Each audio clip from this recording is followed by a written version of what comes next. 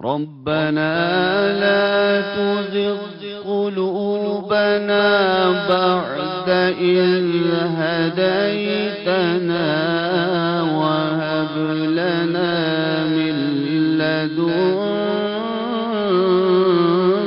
رحمة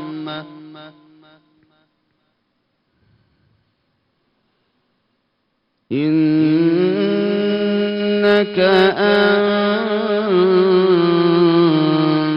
الوهاب.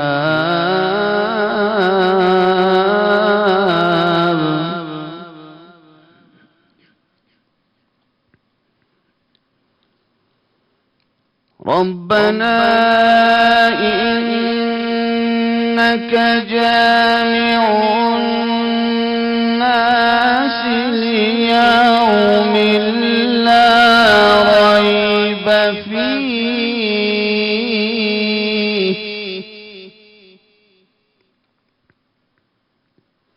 إن الله لا يخلف الميعاد.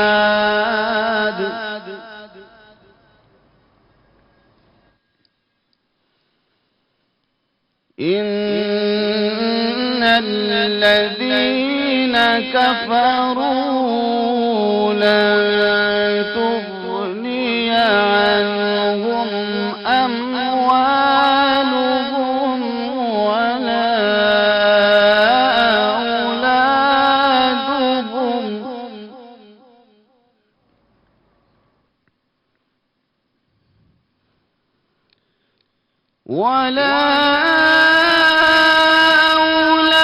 أولادهم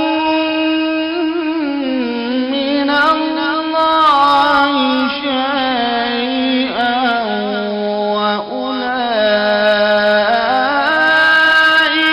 هم وقود النار.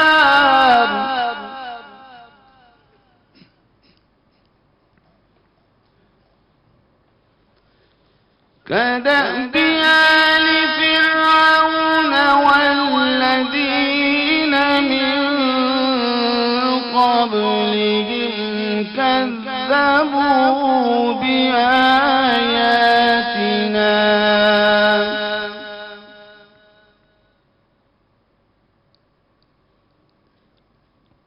فأخذهم الله بذنوبهم والله شديد العقاب.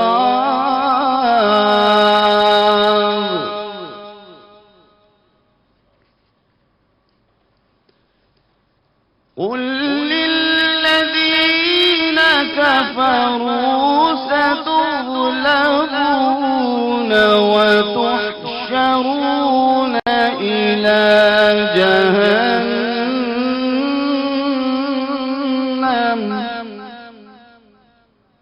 وبئس المهاد. صدق الله العلي العظيم. جزاک اللہ. بسم اللہ الرحمن الرحیم. اللہم صلی علی سیدنا و مولانا محمد وعلی آلہ وصحبہ وبارک وسلم. انتہائی واجب الاحترام ناظرین اور سامعین، السلام علیکم ورحمۃ اللہ وبرکاتہ. نور سحر اس سحری ٹرانسمیشن میں ہوں آپ کے ساتھ نورید فاطمہ.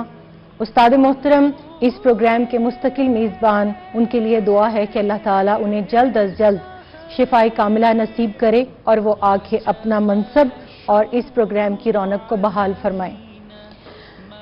ناظرین کرام، آج ایک ایسے عاشق صادق، ایک ایسے سید زادے، ایک ایسے نعت گو شاعر، ایک ایسے رسول کریم صلی اللہ علیہ وسلم کے عشق کی خوشبو پھیلانے والے عاشق کا یوم وصال ہے کہ جس کو میں اور آپ بیدم شاہ وارسی کے نام سے جانتے ہیں.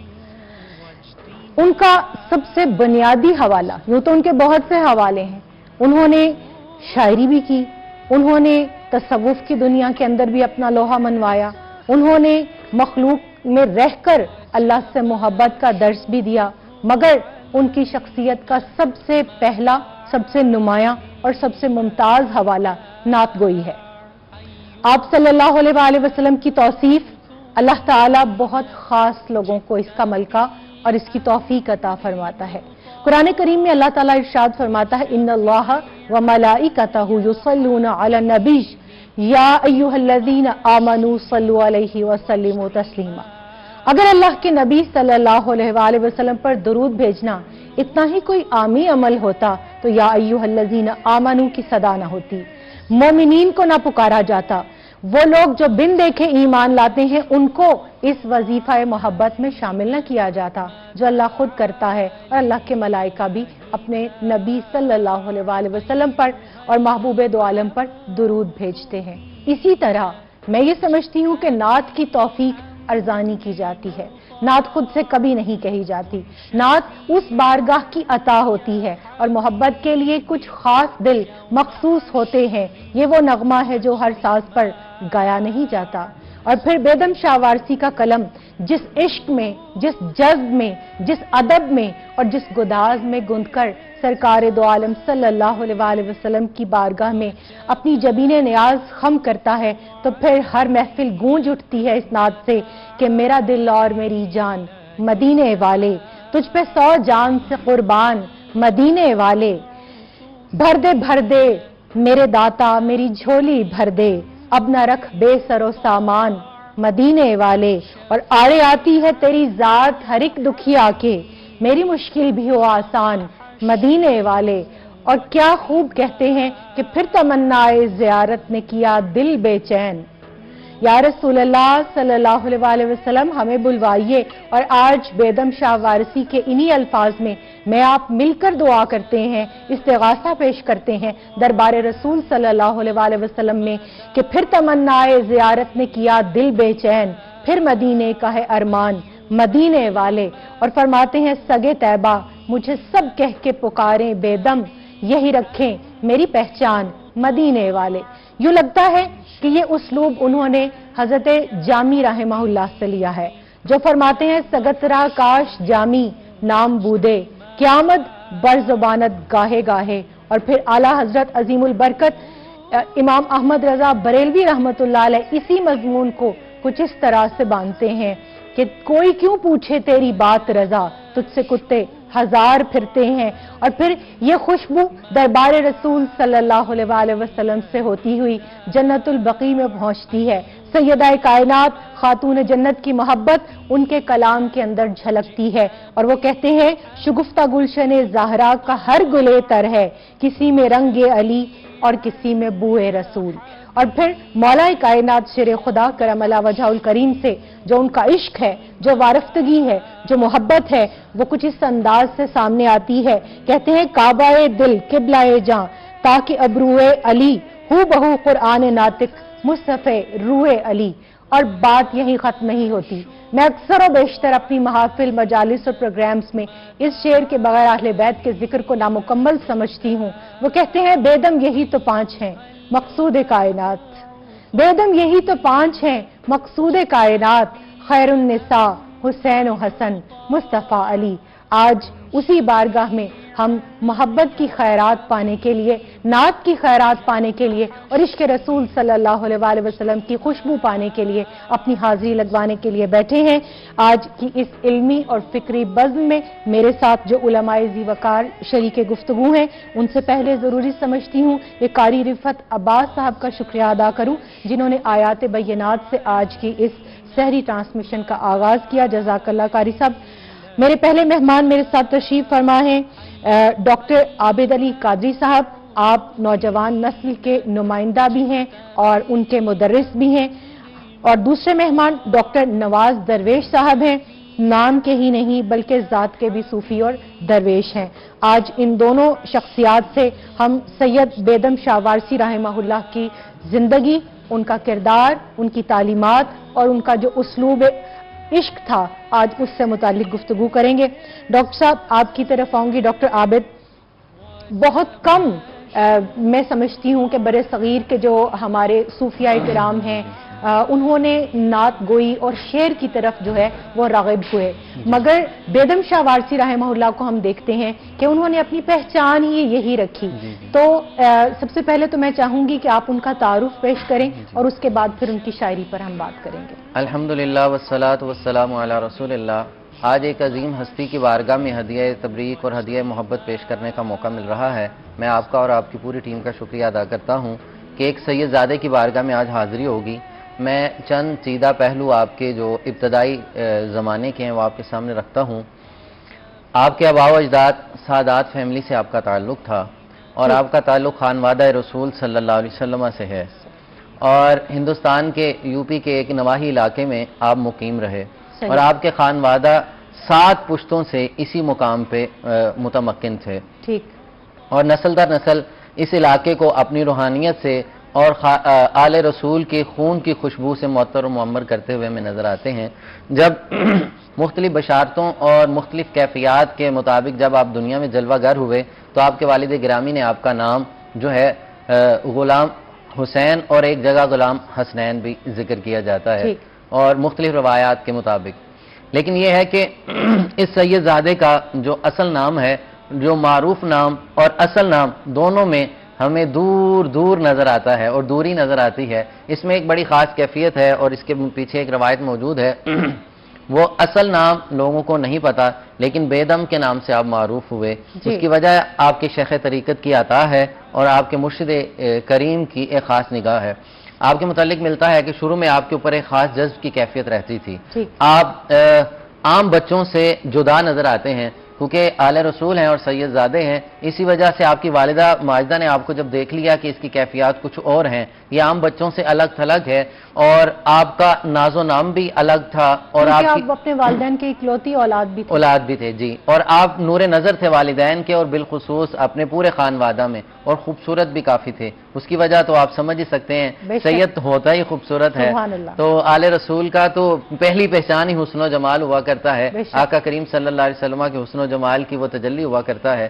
17 سال کی عمر ہے، پچھلا سفر جو ہے ابتدائی تعلیم آپ نے اپنی نواحی علاقے میں اپنے والدین سے حاصل کی، اور اعلیٰ تعلیم کے لیے علی گڑھ کی طرف بھی آپ نے رخ کیا ہے، لیکن اس تعلیم کی طرف آپ کا جی نہیں زیادہ لگا، آپ نے اس پہ زیادہ التفات اور توجہ نہ کی۔ شیخ کی بارگاہ میں جب آتے ہیں، یہاں سے آپ کی زندگی کا ابتدا ہوتی ہے۔ 17 سال کی عمر ہے اور آپ جس خانقاہ پہ پہنچے ہیں وہ خانقاہ بھی برے صغیر کی سب سے جدا نظر آتی ہے۔ جب ہم سید بیدم شاہ صاحب وارسی رحمۃ اللہ تعالی علیہ کو ڈسکس کرتے ہیں، اللہ نے ان کی ہر چیز میں نمایاں اور امتیاز رکھا ہے، یہ نمایاں ہے ہر پہلو سے۔ مرشد کی بارگاہ میں پہنچتے ہیں تو ان کی خانقاہ عام خانقاہوں سے جدا تھی، ان پہ ایک جذب کیفیت طاری تھا، شکر والے تھے، اور جیسے کہ آپ کے شیخ طریقت حضرت سید وارث شاہ صاحب رحمۃ اللہ تعالی علیہ، آپ کی کیفیت یہ ہے کہ آپ 2 چادروں میں رہا کرتے تھے، بالکل صحیح، وہ احرام میں رہا کرتے تھے۔ اس کی بھی تاریخ ہمیں یہ ملتی ہے کہ جب آپ حج پہ گئے تو اللہ کے انوار و تجلیات میں جب گم ہوئے اور جس کیفیت میں تھے تو اللہ سے وعدہ کر لیا، یا اللہ اس کیفیت سے باہر نہیں آؤں گا، اور واپسی پہ آتے ہوئے حضور غوث الثقلین غوث العالمین حضور سیدنا عبد القادر جیلانی رضی اللہ تعالیٰ عنہ کی بارگاہ میں پہنچے تو اس لباس کا کلر چینج ہو گیا، زرد رنگ ہو جاتا ہے، اور آخری لمحے تک آپ کے شیخ طریقت نے اس کو چینج نہیں کیا، اس رنگ کو بھی نہیں بدلا، اس لباس کو بھی نہیں بدلا۔ اس پہ میں مزید آگے جا کے اس پہ تفصیلاً بات کروں گا کہ یہ احرام کیا ہے، اور جو آپ کی خانقاہ میں یہ جو رنگ اور یہ احرام کی 2 چادریں، اس سے استعارہ کیا ہے۔ ضرور ہم آپ سے سنیں گے۔ ڈاکٹر صاحب آپ کی طرف آتی ہوں، ڈاکٹر نواز درویش، سراج الشعراء کہا جاتا ہے، اور آپ فرماتے ہیں کہ تیرا در چھوڑ کے جاؤں تو کہاں میں جاؤں، میرے آقا میرے سلطان مدینے والے۔ کیا یہی وہ نسبت ہے جس کی وجہ سے اللہ تعالیٰ نے ورفعنا لک ذکرک کا حصہ عطا فرما دیا؟ ماشاءاللہ، بسم اللہ الرحمن الرحیم، اللہم صلی علی سیدنا محمد وعلی آل سیدنا مولانا محمد وبارک وسلم۔ بڑا اچھا پوائنٹ آپ نے ذکر کیا ہے کہ حضور نبی کریم صلی اللہ علیہ وسلم کی محبت، آپ سے تعلق، آپ کی عقیدت، آپ کا ادب اور احترام، سبحان اللہ، یہ وہ اسباق ہیں جو ہم کو اللہ نے سکھائے ہیں۔ بے شک بے شک، الذین آمنوا بہ وعزروہ ونصروہ واتبعوا النور الذی انزل معہ اولئک هم المفلحون۔ سبحان اللہ، یہ سورہ اعراف کی 157 آیت پاک ہے۔ اس میں 4 حقوق مصطفیٰ सुभान अल्लाह। सल्लल्लाहु अलैहि वसल्लम अल्लाह ने बताए हैं। अब देखिए कि पहला नंबर आता है हुकूकुल्लाह का। हुकूकुल्लाह किसने हमको सिखाए? हुजूर नबी करीम सल्लल्लाहु अलैहि वसल्लम ने कौल से भी और अमल से भी। ठीक। और हुकूक मुस्तफ़ा ये अल्लाह ने कौल से हमको बताए, सुभान अल्लाह। और सहाबाए किराम ने इस पर अमल करके हमारे लिए उसवा बनाया। बेशक। सहाबाए किराम वो हस्तियां हैं कि जो हजूर सल्लल्लाहु अलैहि वसल्लम के ताबे हैं, हजूर मतबू हैं। बेशक। और सहाबा हमारे लिए मतबू हैं, सरकार के वो ताबे हैं। बेशक। तो सहाबाए किराम ने जिस कमाल से हजूर का अदब किया, ताजीम की, एहतराम किया, और जो हकूक अल्लाह ने सिखाए थे उन पे अमल करके उम्मत के लिए उसवा बनाया। बेशक। उनके बाद फिर ताबीन का दौर आता है। सही। और उनके बाद जो दौर आता है हमको इस तारीख आलम में नजर आता है, वो है सूफिया का दौर। बिल्कुल सही। कि सूफिया किराम ने इन्हीं हकूक मुस्तफ़ा को उम्मत को सिखाने के लिए बीड़ा उठाया। बिल्कुल सही। और उनमें से एक ये हस्ती जिनका आज हम जिक्र पाक कर रहे हैं, तो उनके कलाम का नुक्ता जो है मरकजी, वो है ही हकूक मुस्तफ़ा सल्लल्लाहु अलैहि वसल्लम को जानना, पहचानना, उनको अदा करना, उनसे वाबस्ता रहना। यहां तक कि आपके नुक्ता नजर में ये है कि ब्रेक के बाद एक मरतबा फिर आपको नूरे सहर इस खूबसूरत सहरी ट्रांसमिशन में खुश आमदीद कहूंगी। आज हम बात कर रहे हैं सिराजुश शुअरा, सूफी मनश शायर, अजीम नात गो सैयद बेदम शाह वारसी रहमहुल्लाह, उनकी नात गोई और उनके उसलूब मोहब्बत से मुतालिक। डॉक्टर आबिद अली साहब आपकी तरफ आऊंगी। हम ब्रेक पे जाने से पहले जब गुफ्तगू कर रहे थे आप, तो आपने उनकी बैत के हवाले से तज़किरा छेड़ा था। मैं चाहूंगी कि वो एक खूबसूरत सा वाक़या है, वो जरूर हमसे शेयर करें। बिस्मिल्लाहिर्रहमानिर्रहीम। जब आप अपने शाख तरीक़त की बारगाह में पहुंचते हैं तो उस आपसे कबल भी उमर रसीदा लोग थे जिन्हें कई कई बरस हो गए थे आपकी खिदमत करते हुए, लेकिन जब ये नूरे नजर पहुंचे हैं तो पहली निगाह में आपका इंतखाब हो गया। वाह वाह वाह वाह। और आप मंजूर नजर हो जाते हैं, फिर महबूबे नजर हो जाते हैं।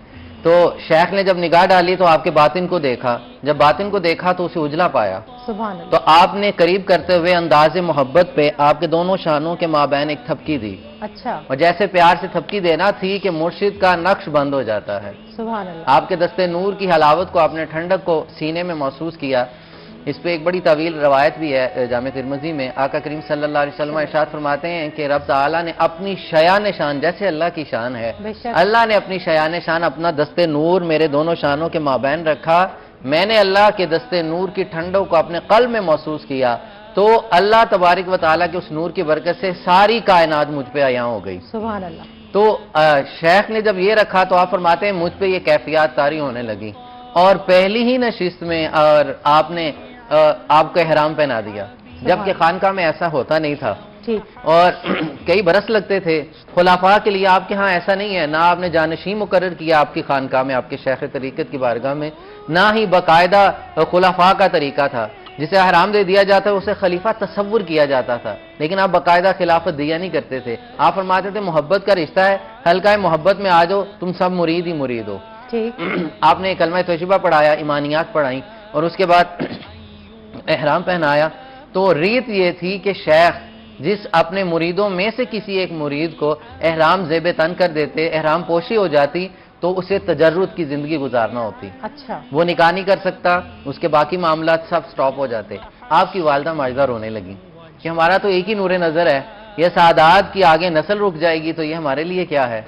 शेख ने इन्हीं की वजह से अपनी खानका के उसूल, उसलूब और रीत को बदल दिया। हमारे बाकियों के लिए तो इजाजत नहीं है, सैयद बेदम शाह वारसी के लिए इजाजत है, ये शादी कर सकता है। अच्छा, मैंने इसको इस तरह से पढ़ा है कि ये खुद रागिब नहीं होते थे शादी से की तरफ, और इनकी वालदा परेशान थी, जो बात आप कर रहे थे कि इकलौते थे, तो फिर इनके शेख तरीकत ने उनको समझाया और हुक्म दिया। ये दोनों रिवायात मिलती हैं। इसकी तत्बीक यूं होगी क्योंकि खानका का उसूल ये था جس سے احرام پوشی ہو جاتی وہ اس کیفیت میں آ جاتا کہ اب اس کے لیکن اسلام تو رہبانیت کا بالکل بھی اور تجرد کی زندگی کا جو ہے وہ اس کو اپریشیٹ نہیں کرتا، ایک وقت تک، ایک خاص عرصے تک، جب تک کہ اپنے سالک کی، اپنے مرید کی تربیت مقصود ہو، میرا خیال ہے یہ صرف پابندی اس وقت تک ہوگی، ورنہ یہ نہیں ہو سکتا سنت سے اعراض کر کے کوئی صوفی یا کوئی میں یہ چاہتی ہوں کہ کوئی سننے والا اس سے کوئی غلط مطلب نہ لے۔ جی میں اس پر عرض کرتا ہوں، یہ صوفیہ کا ایک مشرب ہے۔ کشف المحجوب شریف میں حضور فیض عالم سرکار رحمۃ اللہ تعالی نے بڑی ڈیٹیل سے اس پہ آپ نے گفتگو فرمائی ہے۔ یہ ایک مشرب ہے، جو میں عرض کر رہا تھا نا، یہ 2 چادریں پہنائی گئی ہیں بندے کو ہر وقت حالت احرام میں ڈال دینا کہ ماں سوا اللہ اسے کوئی دوسرا نظر نہ آئے۔ احرام کی جتنی پابندیاں ہیں، جب بندہ یہ ان کی خانقاہ کا ایک طرح امتیاز یہ ہے کہ خانقاہ وارثیہ جو آپ کے شیخ طریقت کی خانقاہ ہے، ان کے متعلق یہی ملتا ہے کہ جب چادر پوشی کروا دی جاتی تھی، احرام پوشی ہو جاتی تھی، تو اس سے مطابق یہ ہے کہ اب رب کے سوا کوئی شے اندر نہیں آ سکتی۔ قلب میں اللہ کی محبت ہے، جیسے احرام کی حالت میں آپ شکار نہیں کر سکتے، تعلق نہیں رکھ سکتے، اور احرام کی حالت میں آپ اپنا بال بھی نہیں جدا کر سکتے، جو احرام کی پابندی ہیں، مگرنہ دم آئے گا۔ تو اسی طرح ایک ٹریننگ ہے، ٹھیک، یہ ان کی خانقاہ کا ایک اسلوب ہے، اصول طریقت میں ان کا جو اصول تھا، یہ ایک ٹریننگ تھی کیا اللہ کی بارگاہ میں پیش کرنے کی، اللہ کے حضور پیش ڈاکٹر نواز درویش صاحب، آپ بڑی خوبصورت بات کر رہے تھے حقوق مصطفیٰ صلی اللہ علیہ وسلم، تو میں چاہوں گی کہ اس پہ ذرا آپ روشنی ڈالیں، کیونکہ یہ بہت ضروری ہے کہ ایک امتی کو پتہ ہو کہ اللہ رب الکریم نے میرے آقا و مولا سید الانبیاء حضرت محمد مصطفیٰ صلی اللہ علیہ وسلم سے متعلق مجھ پر کیا حقوق جو ہے وہ وارد کیے ہیں۔ ماشاءاللہ، بہت اچھا سوال۔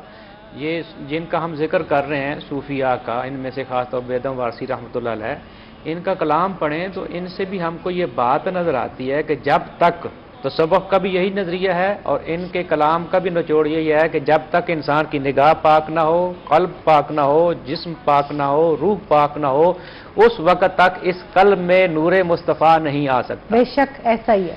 اس کے لیے پھر انہوں نے جو تعلیمات دی ہیں وہ قرآن و حدیث سے مستنبط ہیں۔ ان میں حقوق مصطفیٰ آپ فرما رہی ہیں، ان میں سب سے پہلا جو حق ہے حضور نبی کریم صلی اللہ علیہ وسلم کا، کہ آپ پر صدق دل سے ایمان لانا ہے۔ بالکل صحیح۔ وسلموا تسلیما کا ایک مطلب یہ بھی کیا جاتا ہے کہ جس طرح ماننے کا حق ہے، اس طرح ماننا جائے حضور صلی اللہ علیہ وسلم کا۔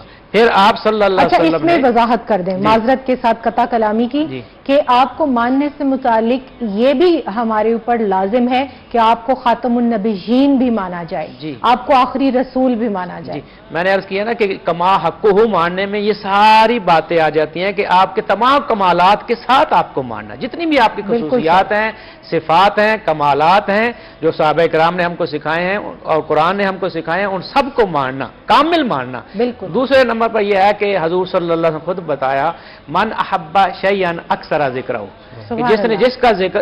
جس سے محبت کی اس کا کثرت کے ساتھ ذکر کیا۔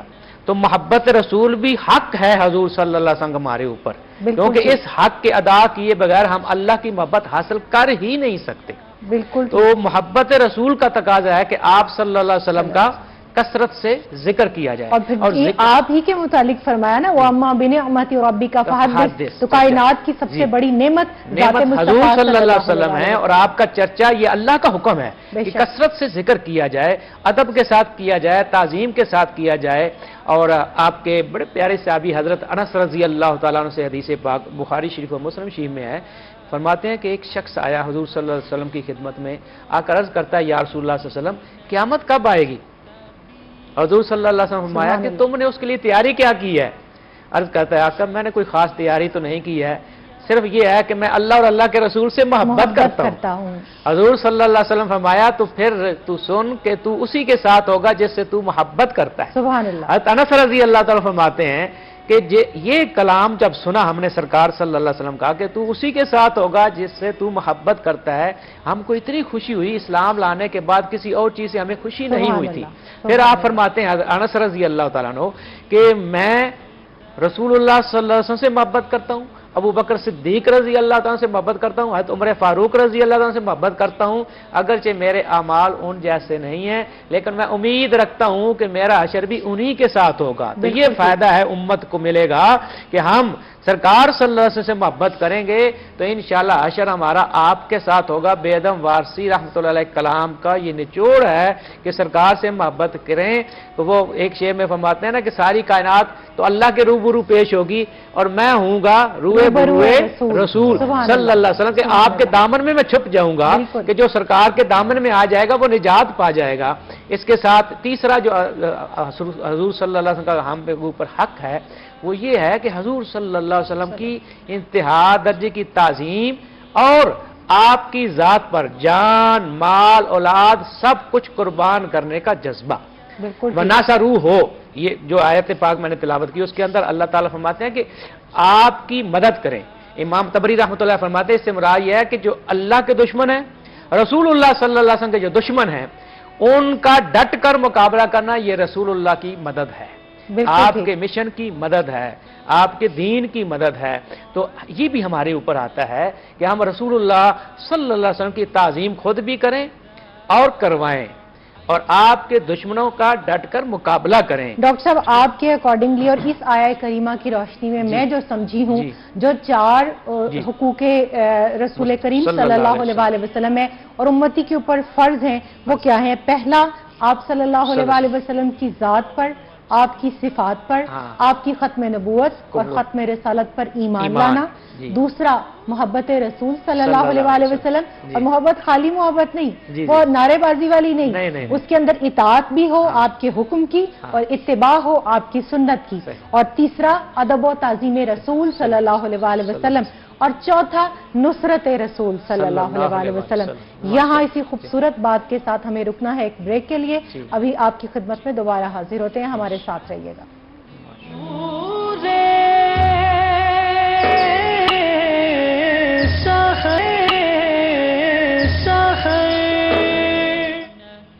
بریک کے بعد ایک مرتبہ پھر نور سحر اس خوبصورت ٹرانسمیشن میں آپ کو خوش آمدید کہوں گی.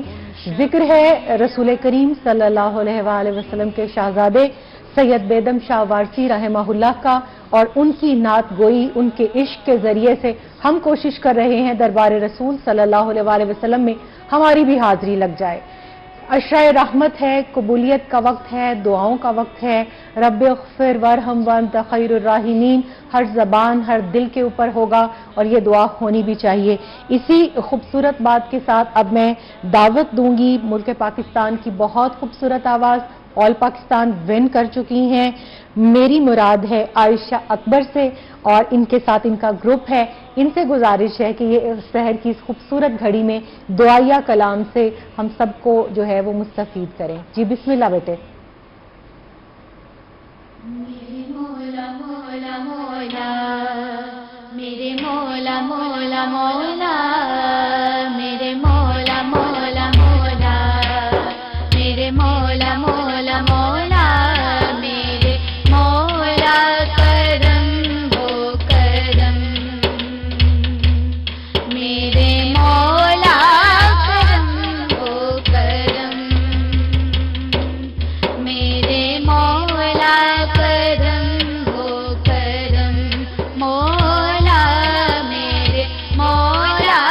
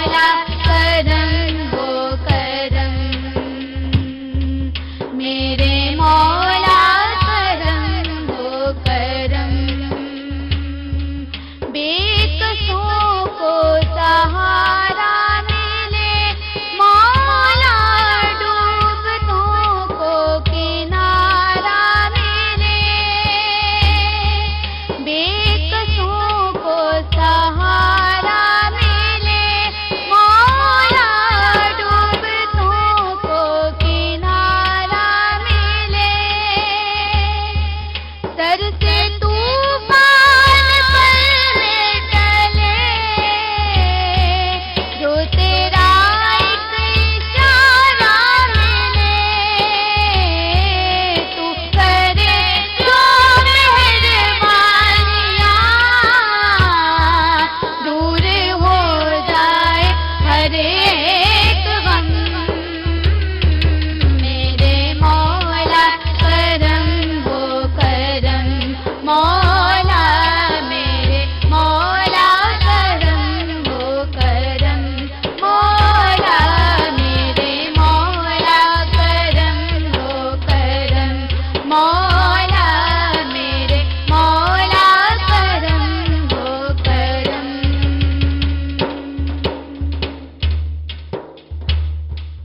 بے قصوں کو سہارا ملے مولا ڈوبتوں کو کنارہ ملے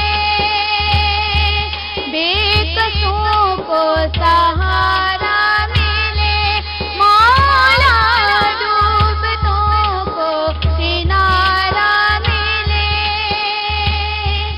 سر سے طوفان پر میں چلے جو تیرا ایک اشارہ ملے تو کرے جو مہربانیاں دور ہو جائے ہر ایک غم میرے مولا کرم وہ کرم مولا میرے مولا کرم وہ کرم مولا میرے مولا کرم وہ کرم مولا میرے مولا کرم وہ کرم تجھ سے فریاد کرتے ہیں ہم تجھ سے فریاد کرتے ہیں ہم میرے مولا کرم ہو کرم میرے مولا کرم ہو کرم مولا میرے مولا کرم ہو کرم میرے مولا مولا مولا میرے مولا مولا مولا میرے مولا مولا مولا میرے مولا مولا مولا میرے مولا مولا مولا میرے مولا مولا مولا میرے مولا کرم وہ کرم میرے مولا کرم وہ کرم میرے مولا کرم وہ کرم میرے مولا کرم وہ کرم مولا میرے مولا کرم وہ کرم میرے مولا کرم وہ کرم طرف دامن نگاہ اور لٹ رہی ہے دولت دیدار مصطفیٰ اور نالین پاس عرش معلا کو ہے شرف روح الامی ہے غاشیہ بردار مصطفیٰ کیا تعظیم ہے کیا ادب ہے کیا عشق ہے کیا گداز ہے جی لیکن یہ عشق اس وقت آتا ہے جب یہ کھانا پاک ہو جائے اور ڈاکٹر صاحب ہمارے ساتھ ایک کالر ہیں ان کی کال لیں گے جی السلام علیکم وعلیکم السلام کون کہاں سے میں حیدرآباد سے سائیں کامران صاحب کی بات کر رہا ہوں جی فرمائیے یہ پوچھنا چاہتا ہوں کہ حضرت سید بیگم شاہ واسی رحمۃ اللہ علیہ کو کچھ اس وقت پاکستان میں سوال سمجھ نہیں آیا آواز کٹ رہی تھی آپ میں یہ سوال کہہ رہا ہوں کہ حضرت بیگم شاہ واسی کا کوئی گدی نشین حیدرآباد میں ہے؟ اچھا گدی نشین پوچھ رہے ہیں جی ڈاکٹر صاحب کوئی گدی نشین ہے ان کے؟ آپ کے گدی نشین نہیں ہیں، اس کی وجہ یہ ہے کہ آپ کے سلسلے میں یہ رائج ہی نہیں ہے۔ آپ کی اولاد پاک میں آپ کے جو بیٹے اور صاحبزادے پھر ان کے آگے صاحبزادے وہ مختلف جگہوں پہ پاکستان میں مقیم ہیں۔ सिलसिला वारसिया से, सिलसिला वारसिया और ये सिलसिला कादरिया की ही शाख है। सिलसिला कादरिया की एक शाख है। बिल्कुल सही। जी डॉक्टर साहब आप बात कर रहे थे। जी, हजूर नबी करीम सल्लल्लाहु अलैहि वसल्लम के फैज़ की बात की है यहाँ पे बेदम साहब ने, क्योंकि आप एक मुनफरिद शख्सियत है। बेशक। आप सूफ़ी भी हैं, शायर भी हैं। सिर्फ जो सूफ़ी होता है वो हाल में बात करता है, ठीक, काल को हाल में लेकर जाता है।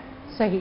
ये सूफी भी हैं, शायर भी हैं, इनका ये कमाल है, इन्होंने हाल को काल में बयान कर दिया है। बिल्कुल सही। और ये इनका बहुत बड़ा कमाल है। और वो जो हाल है, उस हाल कैसे बना? जी। निगाह पाक, दिल पाक, रूह पाक, जब ये तमाम इंसानी अकदार पाक हो जाती हैं, ठीक, तो उस वक़्त शेख जो है वो इंसान का ताल्लुक, राबता हजूर नबी करीम सल्लल्लाहु अलैहि वसल्लम की ज़ात के साथ करवा देता है। मिसेस खलील हैं डॉक्टर साहब हमारे साथ, उनकी कॉल ले लें, फिर आपकी गुफ्तगू जारी रहेगी। जी अस्सलाम वालेकुम। वालेकुम अस्सलाम जी, मैं मिसेस खलील बोल रही हूँ। जी फरमाइए। जी जी, हज़रत ज़ैद शाह वासी है जो जिनके मौजू पे बात करें, इनका मज़ार पाक कहाँ है? जी इनका मज़ार पाक अभी बताते हैं। जी अलामा साहब।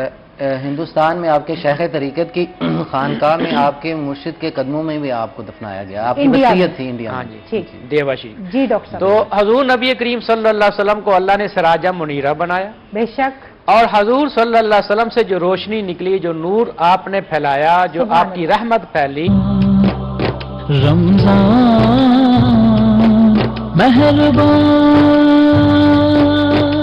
के शेख कामिल हों, उनकी तारीफ करते तो हमें नजर आते हैं, लेकिन किसी नवाब के, किसी बड़े की तारीफ आप नहीं नजर आएगी। क्या वजह है? उसकी वजह सिर्फ यही है कि उन्हें जाना, उन्हें माना, न रखा गैर से काम। वाह, ये वाह, वाह। ये लिल्लाहिल हम्द, मैं दुनिया से मुसलमान गया। तो कमाल यही है इंसान का कि जब इस दुनिया से जा रहा हो, दीदार मुस्तफ़ा सल्लल्लाहु अलैहि वसल्लम हो रहा हो, जुबान पर ला इलाहा इल्लल्लाह मुहम्मदुर रसूलुल्लाह हो, और जब यहाँ से जाए हशर में जब पहुंचे तो बेदम भी यही फरमाते हैं ना कि हशर में भी सरकार सल्लल्लाहु अलैहि वसल्लम फरमाए कि ये मेरा दीवाना है, ये मेरा है। तो सरकार जिसको अपना कह देंगे कल हशर के दिन, हाँ जी, वही कामयाब होंगे जो सरकार के दामन में छुप जाएंगे। आप उनका मकसद यही बयान करते हैं, क्योंकि आप फरमाते हैं कि महशर के रोज हजूर सल्लल्लाहु अलैहि वसल्लम की शान देखी जाएगी, सारी कायनात उस दिन नफसी नफसी कह रही होगी। डॉक्टर साहब मोहम्मद वकास लाहौर से हमारे साथ हैं। जी अस्सलाम वालेकुम। टेलीविजन का वॉल्यूम बंद कर दीजिए प्लीज। वालेकुम सलाम। जी फरमाइए, क्या पूछना चाहेंगे? मैं पूछ रहा हूँ, हम अगर सफर में हैं जी और अफ्तारी हो जाती है, मतलब कि अजान हो जाती है, ठीक, और हमारा सफर भी खत्म नहीं होता, अजान होने के बाद अफ्तारी हो जाती है, इसमें कोई ये तो नहीं कि रोजा मकरूह वगैरह हो जाता है, या फौरन रुक के अफ्तारी कर लेनी चाहिए? अजान के बाद इफ्तारी होती है? समझ नहीं आई बात की।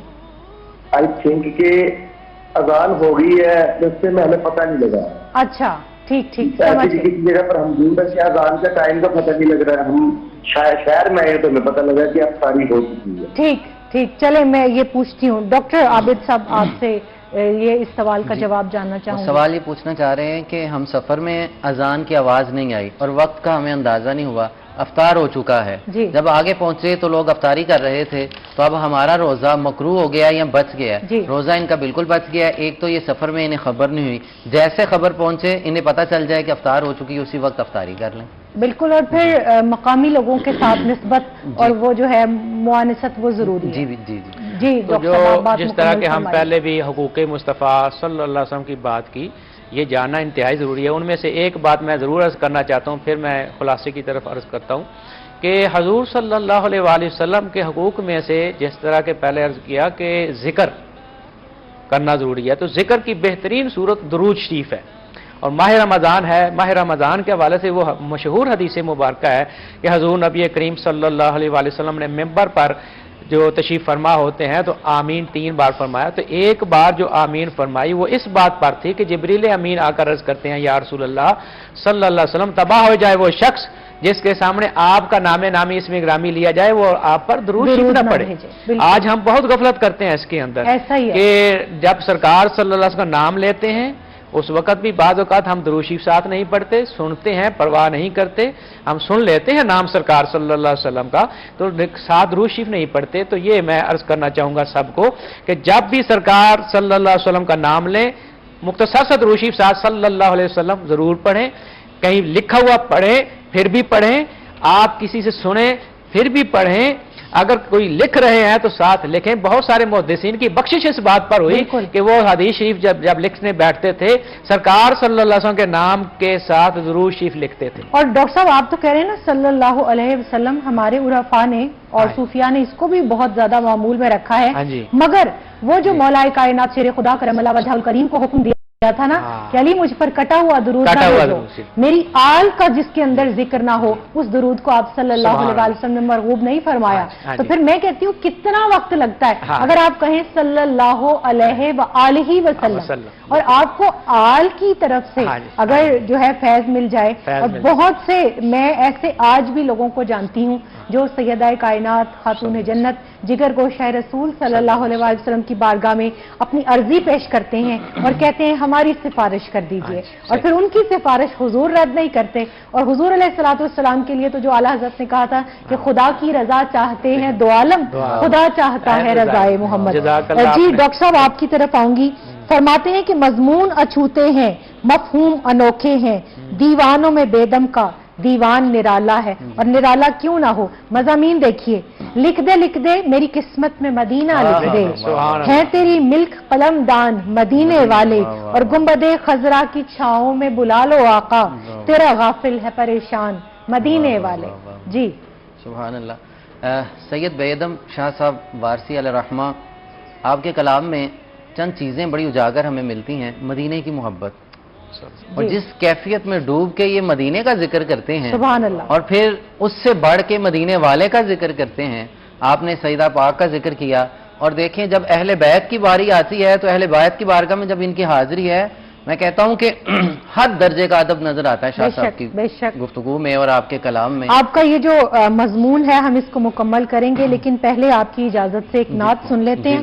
ہمارے ساتھ ہیں احسن علی جنجوا, اور بھائی آپ سے گزارش ہے کہ نعت رسول مقبول صلی اللہ علیہ وسلم پیش فرمائیں.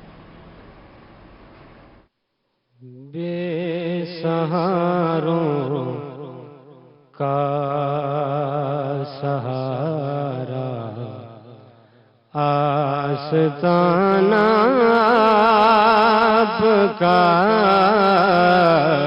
بے سہاروں کا سہارا آستانہ آپ کا, غم سے کیوں کر ستائیں جو دیوانہ آپ کا, غم سے کیوں کر ستائیں جو دیوانہ آپ کا. اور دو جہاں کی مال و دولت دے کے رب نے یہ کہا, اور دو جہاں کی مال و دولت دے کے رب نے یہ کہا, آپ ہی تقسیم کر دیں ہر خزانہ آپ کا, آپ ہی تقسیم کر دیں ہر خزانہ آپ کا. اور 9 دفعہ واپس بلایا اس لیے سرکار کو, 9 دفعہ واپس بلایا اس لیے سرکار کو دیکھنا تھا بس خدا نے آنا جانا آپ کا دیکھنا تھا بس خدا نے آنا جانا آپ کا میری کیا اوقات شاید ہے کرم سرکار کا میری کیا اوقات شاید ہے کرم سرکار کا لکھ رہا ہوں پڑھ رہا ہوں میں ترانہ آپ کا لکھ رہا ہوں پڑھ رہا ہوں میں ترانہ آپ کا بے سہاروں کا سہارا آستانہ آپ کا جی غم اسے کیوں کر ستائیں جو دیوانہ آپ کا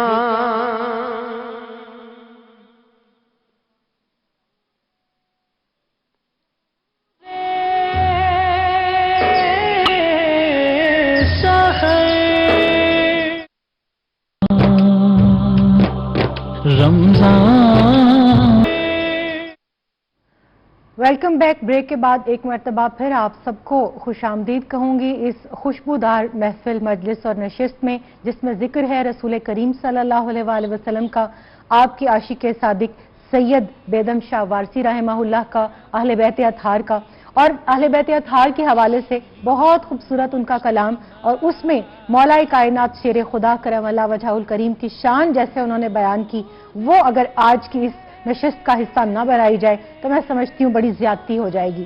فرماتے ہیں کعبہ دل قبلہ جہاں تاکہ ابروئے علی ہو بہو قرآن ناطق مصحف روئے علی، اور خاک کے ذروں میں عطرے بو ترابی کی مہک، باغ کے ہر پھول سے آتی ہے خوشبوئے علی. اور اے صبا کیا یاد فرمایا ہے مولا نے مجھے، کیا خوبصورت مضمون ہے کہ اے صبا کیا یاد فرمایا ہے مولا نے مجھے، آج میرا دل کھنچا جاتا ہے کیوں سوئے علی. اور دامن فردوس ہے ہر گوشائے شہر نجف، دامن فردوس ہے ہر گوشائے شہر نجف، ہے مقیم خلد گویا ساکن کوئے علی. اور کیوں نہ ہو کونین کی آزادیاں اس پر نثار، کیوں نہ ہو کونین کی آزادیاں اس پر نثار، ہے دل بیدم اسیر دام گیسوئے علی. یہ محبت، یہ وارفتگی، یہ عشق بیدم شاہ وارسی رحمہ اللہ کو ہی زیبا ہے. آپ بات کر رہے تھے عشق اہل بیت سے متعلق. جی بسم اللہ الرحمن الرحیم. شاہ صاحب کے کلام میں جو محبت اہل بیت نظر آتی ہے، خواجہ حسن نظامی دہلوی علیہ الرحمہ نے آپ کے متعلق ایک جملہ کہا، ہمارا غالب اور ذوق کے بڑے چرچے ہوں گے کیونکہ یہ اردو شاعری کے روئے رواں ہیں. بالکل. لیکن بیدم جو ہے یہ اس نے اردو شاعری میں ایک ایسی روحانی جان ڈال دی ہے، جب تک اردو زندہ رہے گی بیدم کا کلام کی برکت سے ہی اردو کو جلا ملے گی، اور جب تک ان کا کلام پڑھتے رہیں گے لوگ اور اردو کو بھی زوال نہیں آئے گا. آپ کو خسرو دربار بھی کہا جاتا ہے. بالکل. آپ کا ایک لقب. تو اس پہ امیر خسرو علیہ الرحمہ کا ایک جملہ میں آپ کے سامنے رکھوں گا کہ کچھ کلام ہوتے ہیں جو حضوری کے کلام ہوا کرتے ہیں، اور جو بارگاہ رسالت مآب میں محبوب اور مقبول ہو جائیں پھر وہ زبان زد عام ہوا کرتے ہیں. آپ جامی کو پڑھ لیجئے، آپ امام بصیری کو پڑھ لیجئے، اعلیٰ حضرت کے کلام پڑھ لیجئے، شیخ سعدی کو پڑھ لیجئے. ایک روز امیر خسرو رحمۃ اللہ تعالیٰ نے اپنے مرشد کریم کی بارگاہ میں عرض کی، حضور نظام پاک میں ایک التجا لایا ہوں، روز کلام لکھتا ہوں، کچھ ایسی عنایت فرما دیں جو شیخ سعدی پہ کرم ہوا تھا، بلغ الولا بکمالہ ہی، مجھ سے بھی کچھ اس طرح کا کرم ہو جائے. آپ نے جب یہ جملہ سنا تو مرشد بہت کرم فرماتے تھے، بڑی محبت فرمایا کرتے، تو اچانک فرمانے لگے نہیں نہیں خسرو سادی سادی ہے. اللہ کہنا فرماتے ہیں کہ اتنا کہنا تھا کہ میرے دل کی ساری کائنات زیر و زبر ہونے لگی، روتا ہوا گھر آیا. 3 دن تک یا کچھ دن تک آپ اسی کیفیت میں رہے. کچھ کلام لکھا نہ گیا، واپس آئے تو فرمایا سادی سادی ہے. پھر طبیعت مچلنے لگی، آنکھیں بند کی، استغراق میں چلے گئے، شیخ نے بارگاہ رسالت مآب میں پیش کر دیا۔ سبحان اللہ۔ امیر خسرو کیا دیکھتے ہیں؟ ہمارے کہ آقا کریم صلی اللہ علیہ وسلم اپنی شان کے مطابق اپنے عرش پہ جلوہ گر رہے ہیں، اور آپ کے ایک خادم ہیں جو آپ کو ہوا دے رہے ہیں، آپ کچھ گنگنا رہے ہیں، مجھے اذن ہوا، میں بارگاہ رسالت مآب میں ہوا، قدم بوسی کی، میری دل میں تڑپ اور خواہش پیدا ہوئی کہ حضور کیا ارشاد فرمایا جا رہا ہے۔ غلام بھی کچھ پڑھ رہے تھے تو میرے آقا اپنی شان کے مطابق محبت کے انداز میں بار بار انہیں تکتے اور مسکراتے، تو آپ بھی پڑھ رہے تھے۔ سبحان اللہ۔ غلام کیا پڑھ رہے تھے؟ بلغ العلا بکمالہ کشفت دجا بجمالہ حسنت جمیع خصالہ۔ ادھر آ کے وہ رک جاتے تو حضور مسکرا کے کہتے صلو علیہ وآلہ۔ تو اتنا کہنا تھا تو فرمایا خسرو سادی ہے، اتنا کہا تو ایک دم آنکھ کھل گئی، مرشد کی بارگاہ میں پہنچے تو پھر روتے ہوئے، واقعی سادی ہے۔ ادھر سے ہمیں یہ نتیجہ مل رہا ہے کہ جو کلام جذب درون سے لکھے جاتے ہیں، عشق و محبت میں لکھے جاتے ہیں، ادب مصطفیٰ میں لکھے جاتے ہیں، اور نعت کے تمام اصول، ضوابط، آداب ملحوظ رکھتے ہوئے لکھے جاتے ہیں اور روبرو ہو کے لکھے جاتے ہیں، پھر وہ صدیوں تک راج کیا ہر کرتے ہیں۔ کلام کے بارے میں، چاہے وہ نثر ہو، شعر ہو، حمد ہو، نعت ہو، منقبت ہو، کسی طرح کا قصیدہ ہو، علامہ اقبال رحمہ اللہ فرماتے ہیں یا مردہ ہے یا نزع کی حالت میں گرفتار۔ بڑے غور کرنے کی بات ہے ان لوگوں کے لیے جو اٹھ کے آرام سے ہی شاعری اور نعت گوئی شروع کر دیتے ہیں، نہ شریعت کا پتہ، نہ اسلوب کا، نہ ادب کا، نہ تلمیحات کا کہ اس بارگاہ کا کیا ادب ہے۔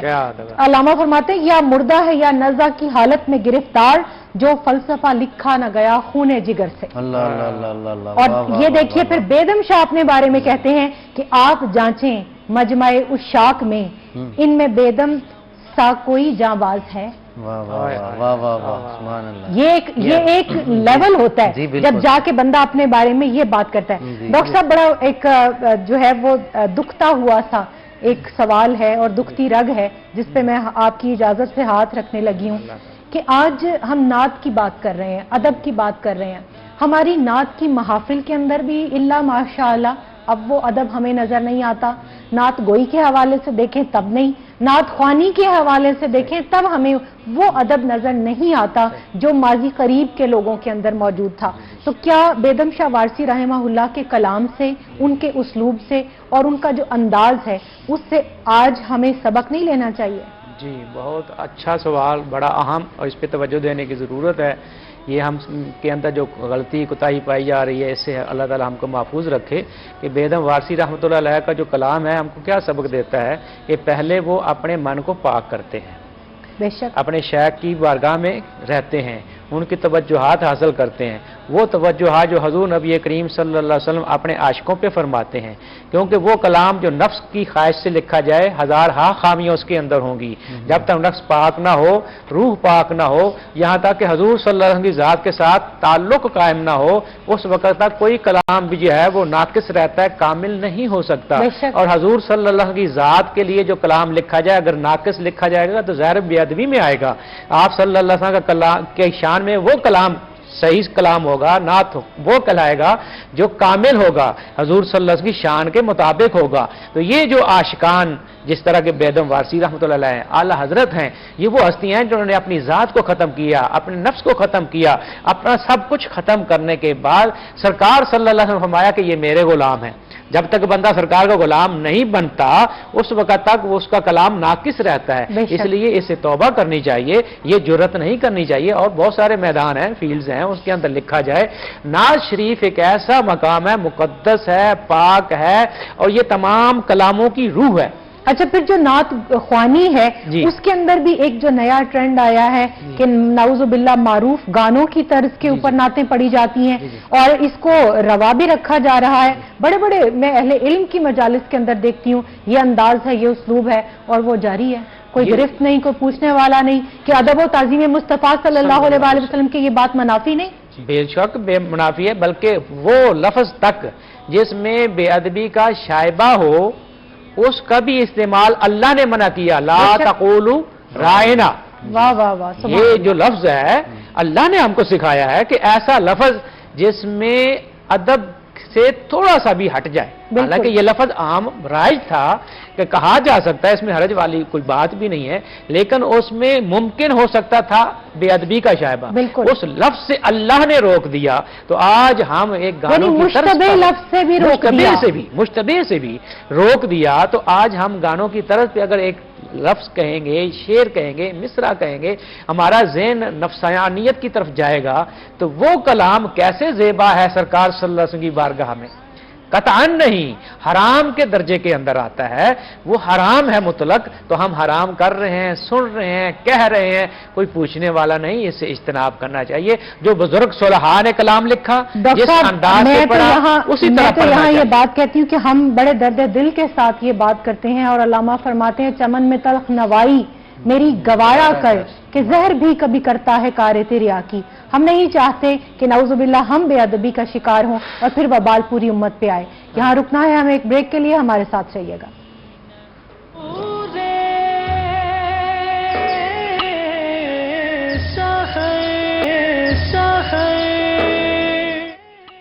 نور سحر میں ایک مرتبہ پھر آپ سب کو خوش آمدید کہوں گی.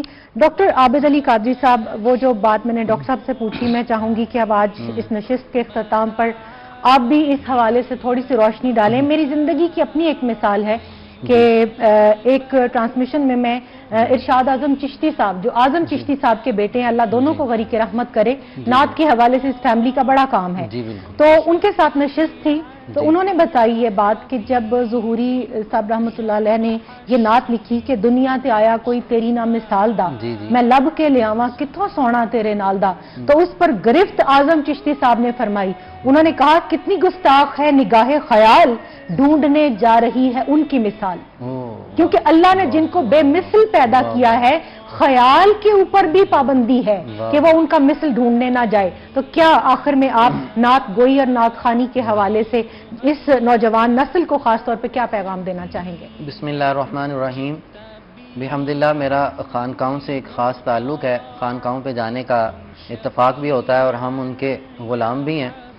جہاں خانقاہی نظام میں اہل علم اور اہل ادب لوگ آج بھی موجود ہیں، میں نے دیکھا ہے جہاں وہاں محافل میلاد ہوتی ہے تو ان کی کیفیات اور ہوا کرتی ہیں. ان کے ہاں حکم یہ ہے کہ آپ نے پاک لباس کے ساتھ، پاک جسم کے ساتھ، پاک نگاہوں کے ساتھ سر ڈھانپ کے ہوئے اور درود پاک پڑھتے ہوئے مجلس میں آنا ہے. بالکل صحیح. وہاں جو لنگر بنانے والا ہے اس کے لیے بھی لازم ہے کہ وضو کرے اور درود شریف پڑھتا ہوا لنگر شریف بنائے، اس کے علاوہ پرمیشن نہیں ہے. حتیٰ کہ قصاب جو ہے وہ جو لنگر بنانے کے لیے، اس کے لیے بھی یہی حکم ہے، باوضو ہو اور درود شریف پڑھ کے، یہ حضور کے میلاد کا لنگر ہے. تو جہاں یہ تمام آداب رکھے جاتے ہیں، حضور سیدنا غوث ثقلین حضور غوث پاک رضی اللہ تعالیٰ عنہ کی مجلس پاک ہمیں بتاتی ہے کہ جب آپ صاحب مسند ہوا کرتے اور آپ کے دور میں آپ کی موجودگی میں نعت پڑھی جاتی اور میلاد ہوا کرتا، ایک نہیں درجنوں لوگوں کو بیک وقت حضور کا دیدار نصیب ہوا کرتا.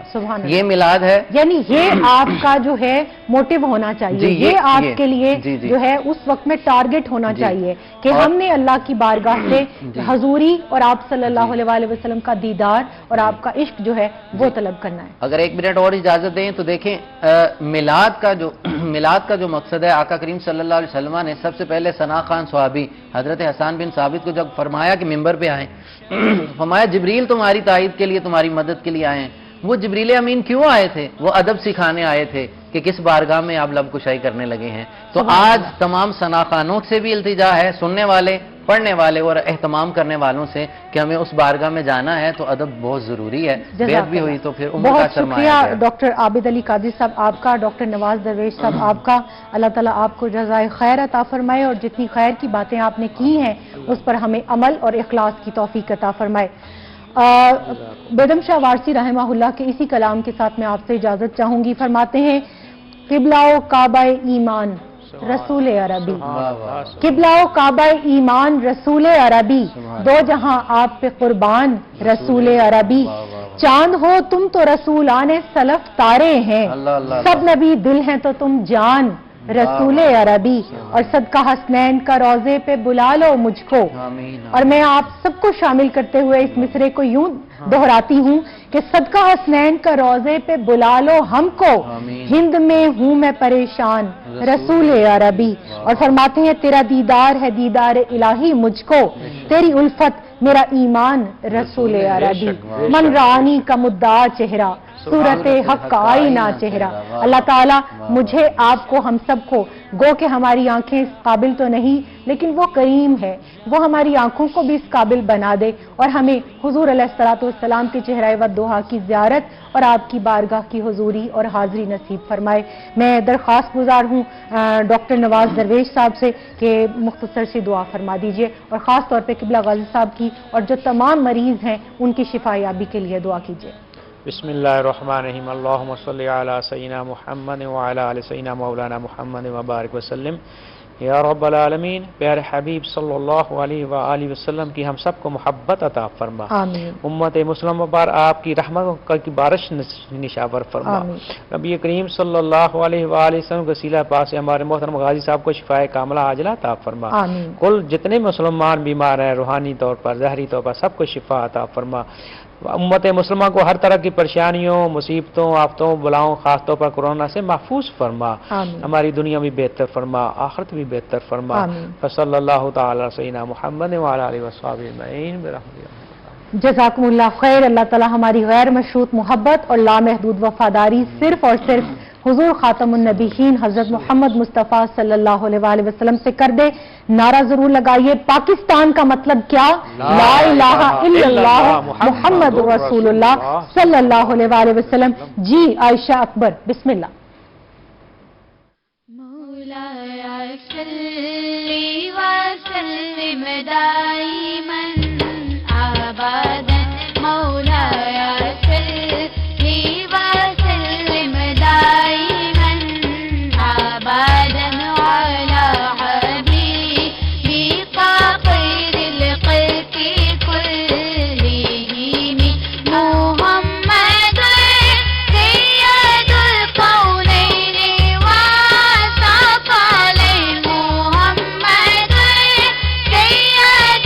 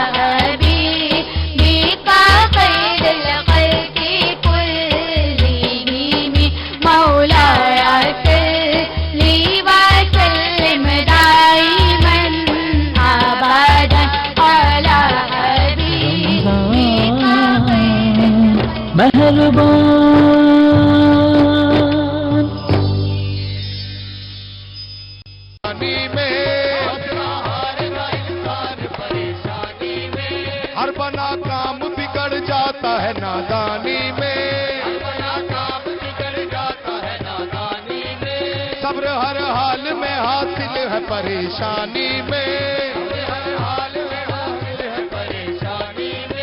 ڈوب سکتی نہیں طوفان کی طغیانی میں، ڈوب سکتی نہیں طوفان کی طغیانی میں،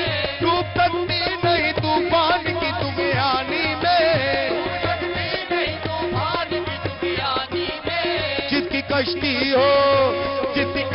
ہو محمد کی نگہبانی میں، جس کی کشتی ہو محمد کی نگہبانی میں، جس کی کشتی ہو محمد کی نگہبانی میں، حوصلہ ہارنا انسان پریشانی میں، ہر بنا کام بگڑ جاتا ہے نادانی میں، صبر ہر حال میں حاصل ہے پریشانی میں، ڈوب سکتی نہیں طوفان کی طغیانی میں، ڈوب سکتی نہیں طوفان کی طغیانی میں، ڈوب سکتی نہیں طوفان کی طغیانی میں، ڈوب سکتی نہیں طوفان کی طغیانی میں، جس کی کشتی ہو محمد کی نگہبانی میں، جس کی کشتی ہو محمد کی نگہبانی میں، جس کی کشتی ہو محمد کی نگہبانی میں،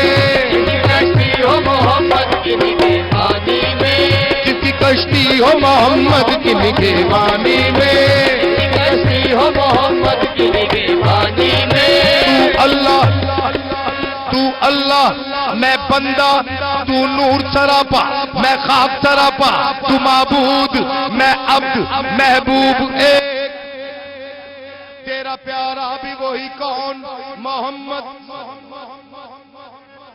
اے اللہ میرا پیارا بھی وہی کون محمد،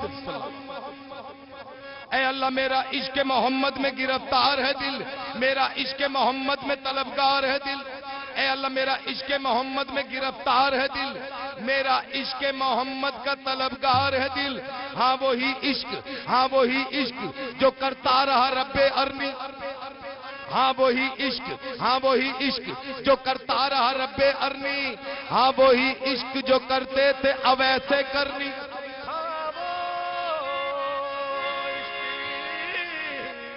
جو کرتے تھے اویسے کرنی، ہاں وہی عشق جو کرتے تھے اویسے کرنی، اے اللہ وہ تیرا پیغام لے کر سوئے طائف جائے،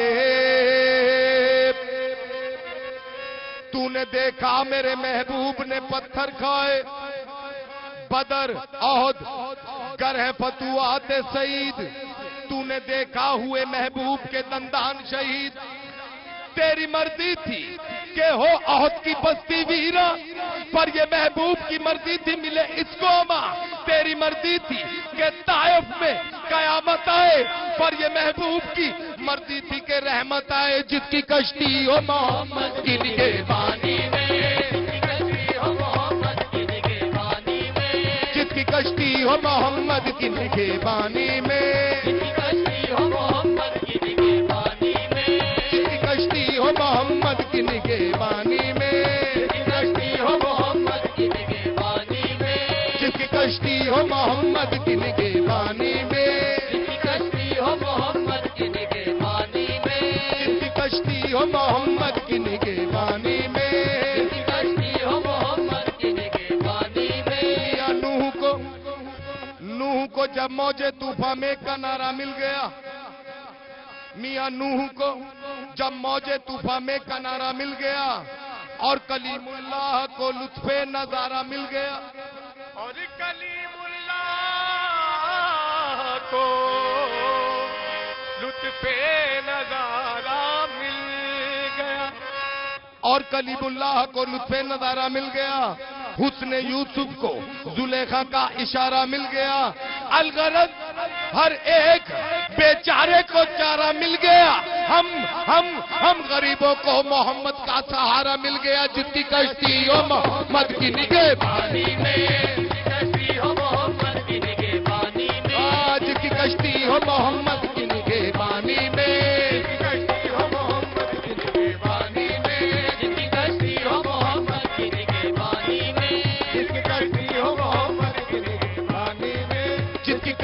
ہو محمد کی نگہبانی میں، جس کی کشتی ہو محمد کی نگہبانی میں، خالق حق کے سماوات کا احسان ہے یہ، خالق حق کے سماوات کا احسان ہے یہ، خالق حق کے سماوات کا احسان ہے یہ، خالق حق کے سماوات کا احسان ہے یہ، دیکھو دنیا میں مسلمانوں کی پہچان ہے یہ، دیکھو دنیا میں مسلمانوں کی پہچان ہے یہ، دیکھو دنیا میں مسلمانوں کی پہچان ہے یہ، دیکھو دنیا میں مسلمانوں کی پہچان ہے یہ، نور ہوتا ہے مسلمانوں کی پیشانی میں، نور ہوتا ہے مسلمانوں کی پیشانی میں، ہاں نور ہوتا ہے مسلمانوں کی پیشانی میں، نور ہوتا ہے مسلمانوں کی پیشانی میں، دیکھو دنیا میں مسلمانوں کی پہچان ہے یہ، دیکھو دنیا میں مسلمانوں کی پہچان ہے یہ، دیکھو دنیا میں مسلمانوں کی پہچان ہے یہ، دیکھو دنیا میں مسلمانوں کی پہچان ہے یہ، نور ہوتا ہے مسلمانوں کی پیشانی میں، نور ہوتا ہے مسلمانوں کی پیشانی میں، ہاں نور ہوتا ہے مسلمانوں کی پیشانی میں، نور ہوتا ہے مسلمانوں کی پیشانی میں، حوصلہ ہارنا انسان پریشانی میں، حوصلہ ہارنا انسان پریشانی میں، ہر بنا کام بگڑ جاتا ہے نادانی میں، ہر بنا کام بگڑ جاتا ہے نادانی میں، صبر ہر حال میں حاصل ہے پریشانی میں، صبر ہر حال میں حاصل ہے پریشانی میں، ڈوب سکتی نہیں طوفان کی طغیانی میں، ڈوب سکتی نہیں طوفان کی طغیانی میں، ڈوب سکتی نہیں طوفان کی طغیانی میں، ڈوب سکتی نہیں طوفان کی طغیانی میں، جس کی کشتی ہو جس کی نگہبانی میں، جس کی کشتی ہو محمد کی نگہبانی میں، جس کی کشتی ہو محمد کی نگہبانی میں، جس کی کشتی ہو محمد کی نگہبانی میں، جس کی کشتی ہو محمد کی نگہبانی میں۔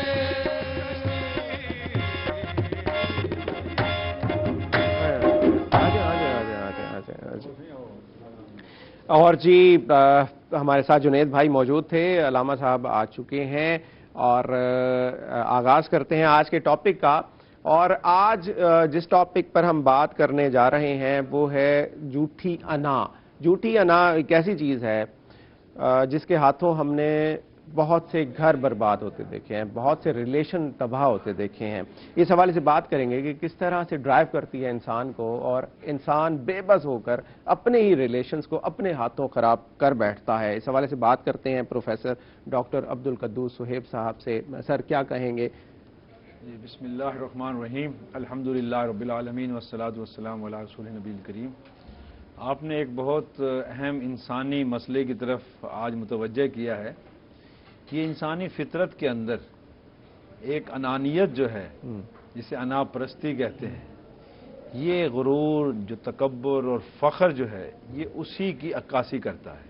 صحیح۔ اور یہ غرور، یہ تکبر، یہ فخر، یہ اللہ کو تو ناپسند ہے، اور یہ جو کبریائی یہ صرف اللہ کی ہے، بے شک انسان کو یہ زیب بھی نہیں دیتی، کیونکہ یہی آدم اور ابلیس کے درمیان جو فرق تھا وہ یہی تھا۔ صحیح۔ کہ اللہ سبحانہ و تعالیٰ نے ابلیس کو جب کہا کہ تم آدم کو سجدہ کرو تو اس نے کہا نہیں، میری انا، اس نے کہا میں سپیریئر ہوں، میں آگ سے بنا ہوں اور یہ مٹی سے بنا انا ہے۔ تھی نا اس کی انا پرستی تھی۔ اس نے کہا یہ میں مطلب آگ سے بنا ہوں، ازل سے شروع ہو رہا ہے۔ ہاں میں میری انا یہ ہے کہ میں آگ سے بنا ہوں، میں اس خاک اور مٹی کو سجدہ کروں، میں نہیں کرتا۔ اللہ نے کہا میرا حکم ہے، اس نے کہا میں یہ حکم نہیں میں مانتا۔ صحیح صحیح۔ تو اس نے ابلیس نے انا شروع کی، تو یہ انا جو ہے یہ ابلیس کی دی ہوئی چیز ہے، وہاں سے شروع ہو رہی ہے، انسان کی فطرت میں وہاں سے آئی ہے۔ اس نے انانیت وہ ڈالتا ہے۔ صحیح صحیح۔ یہ جتنے بھی جو کردار ابلیسی کردار ہوں گے دنیا کے اندر انسانوں کی شکل و صورت میں، اس میں یہی ہوگا انا، تکبر، غرور اور دوسروں کو اپنے سے کم تر سمجھنا اور اپنے آپ کو کوئی بالا تر چیز سمجھنا۔ اور اس کا نقصان دیکھیں کتنا بڑا، حمان، شداد، یہ سب یہ جتنی تاریخ کے اندر یہ نام آتے ہیں یہ یہی انا پرست ہے نا۔ یہ غرور اور جو تکبر، گھمنڈ ان کے سروں میں سوار تھا۔ اللہ کو چیز نہیں پسند۔ اللہ فرماتے ہیں میرا بندہ جو ہے نا، وہ جو ہے نا سورت اللہ سبحانہ وتعالیٰ نے قرآن مجید کے اندر وہ عباد الرحمن کی صفات بیان کی ہیں، سورت الفرقان کے اندر۔ وعباد الرحمن الذین یمشون علی الارض ہونا واذا خاطبهم الجاہلون قالوا سلاما، کہ رحمان کے بندے وہ ہیں جو زمین پہ آہستہ چال چلتے ہیں.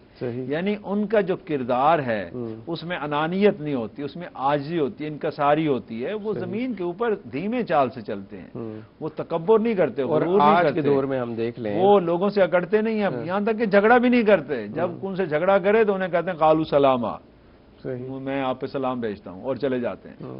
تو یہ انانیت جو ہے نا، یہ انسانی فطرت کے اندر جب آتی ہے نا تو اس میں نفسیاتی مسائل بھی پیدا کرتی ہے، اس کے اندر معاشرتی مسائل پیدا کرتی ہے. میں خود بھی یہی پوچھنا چاہوں گا، کیا یہ کوئی نفسیاتی مسئلہ ہے کہ انسان کمپلیکس کا شکار ہو جاتا ہے، وہ اپنے آپ کو سپیریئر سمجھنے لگتا ہے؟ وہ کمپلیکس کا شکار ہوتے تبھی تو انا پرستی آتی ہے.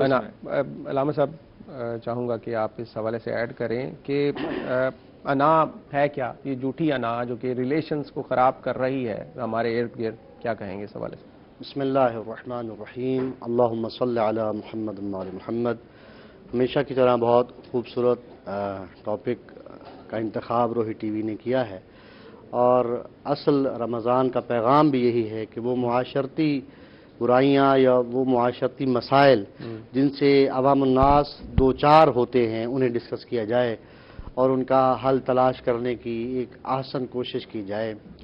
انا در حقیقت اسے زیب دیتی ہے جو خالق کائنات ہے، اس کے اندر تو انا ہو سکتی ہے. کیوں؟ اس لیے کہ اس کے پاس انہ علی کل شیء قدیر، ہر چیز کا قادر وہ ہے.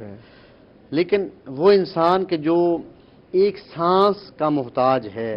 اور نہج البلاغہ میں امیر المؤمنین علی ابن ابی طالب علیہ الصلوۃ والسلام نے بڑا خوبصورت جملہ ارشاد فرمایا کہ انسان تیرے اندر کس چیز کی انا ہے؟ یتکلم بلحم یسمع بعزم ینظر بشحم، کہ اے انسان اپنے اندر تو جھوٹی انا کو لیے پھرتا ہے، اپنی ذرا حیثیت کو تو دیکھ کہ تو کلام کرتا ہے گوشت کے ایک لوتھڑے کے ذریعہ سے یعنی زبان، یسمع بعزم اور سنتا ایک ہڈی کے ذریعہ سے ہے، اور ینظر بشحم اور دیکھتا ایک چربی کے ذریعے سے ہے. اور پھر مولا نے نہج البلاغہ کے اندر ہی مختلف مقامات پہ کچھ خطبوں میں اور کچھ مکتوبات میں اس طرف اشارہ فرمایا کہ انسان اب اگر فخر کرتا ہے نا کہ بہت خوبصورت لباس پہنے تو وہ ریشم کا لباس پہنتا ہے. اور ریشم کا لباس کیا ہے؟ وہ کیڑا جو ریشم کا ہے اس کے اندر جب مر جاتا ہے، یعنی اس کا جو فضلہ ہے، ایک کیڑے کا فضلہ انسان کے لیے تکبر کا باعث ہے. اور انسان کی سب سے بہترین غذا کیا ہے؟ وہ ایک مکھی کا لعاب دہن تھوک ہے. اور یعنی انسان فخر کرتا ہے. انسان کس چیز پر فخر کرتا ہے؟ اور اس کی جو سب سے بڑی لذت ہے وہ شہوت ہے. اور وہ یعنی کہ دو ناپاک جگہوں کا یا چیزوں کا آپس میں مل جانا ہے. اور انسان کس چیز کا تکبر کرتا ہے؟ اس کی حیثیت کیا ہے؟ اس کی حیثیت. اور یہ تمام چیزیں ہم نے دیکھی ہیں. اس جو ایک سال گزرا ہے اس میں ہم نے بہت قریب سے دیکھا ہے کہ ایک انسان جو کہ زمین پر اتنا تکبر کرتا ہے اس کی حیثیت کیا ہے. بریک لیتے ہیں، بریک کے بعد واپس آئیں گے. رمضان مہربان. جی ویلکم بیک. ہم آ چکے ہیں بریک سے واپس، اور کچن میں سلوا کا یہ کچن ہے، اور سلوا کے کچن میں ہم آبویسلی موجود ہوتے ہیں ڈیلی کی طرح، اور آج بھی موجود ہیں سلوا کوکنگ آئل جو کہ اومیگا 3 اور اومیگا 6 سے بھرپور ہے. اور جو اس کی ایک اور خاص بات جو سلوا کوکنگ آئل ہے اس کی ایک اور خاص بات یہ ہے کہ اس میں 0% ٹرانس فیٹ ہوتا ہے جو کہ جمتا نہیں ہے. وائٹامن اے اور ڈی اس میں موجود ہوتا ہے سلوا کوکنگ آئل میں. اور آج سلوا کوکنگ آئل میں ہم کیا بنانے جا رہے ہیں اس حوالے سے میں پہلے پوچھوں گا، اور اس کے بعد ہم آئیں گے ہمارے جو ساتھ باقی موجود ہیں جوسز موجود ہیں ان کی بھی بات کریں گے. تنویر بھائی تھوڑا بتائیں گے اس حوالے سے کیا بنانے جا رہے ہیں آج؟ جی آج ہم بنا رہے ہیں چکن ادابو، اور اس کے لیے ہمارے پاس جو میرینیشن ہے اس میں انڈے ہیں، لیمن ہے، گرین چلی ہے، کرش چلی ہے، بلیک پیپر ہمیں کرش چاہیے تھا لیکن اویلیبل نہیں ہو سکا اس لیے ہم نے اس میں سے تھوڑا سا نکالا ہے، اور وائٹ پیپر ہے، اور اس میں ہمیشہ کرش جو ہے کہ وہ ڈالا جاتا ہے. اس کے ساتھ ہم ادرک لہسن کا مچل کا جو پیسٹ ہے وہ اس کے اندر ایڈ کریں گے. یہ مچل کمپنی کا جو ہے کہ بڑا بہترین اور بڑی اس کی اعلیٰ ترین خوشبو ہے جو اس کے اندر ہم ایڈ کریں گے. تو میرینیشن ہم کرتے ہیں.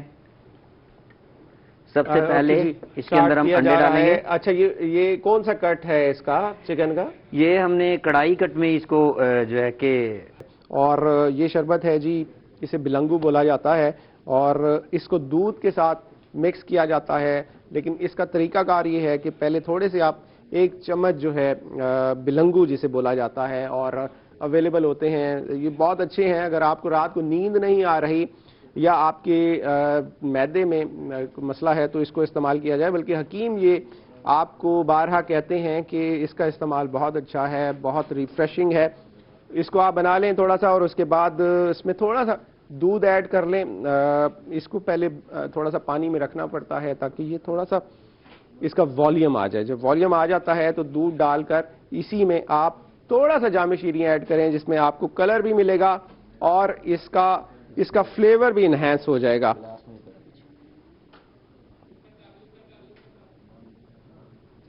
زیادہ نہیں جتنا آپ نے میٹھا پسند کرنا ہے، کیونکہ جامع شیریں، کرشی کا جامع شیریں میں تمام جو قدرتی ارکیات ہیں ان کا استعمال کیا جاتا ہے اور پانی کا ایک قطرہ بھی نہیں ہوتا.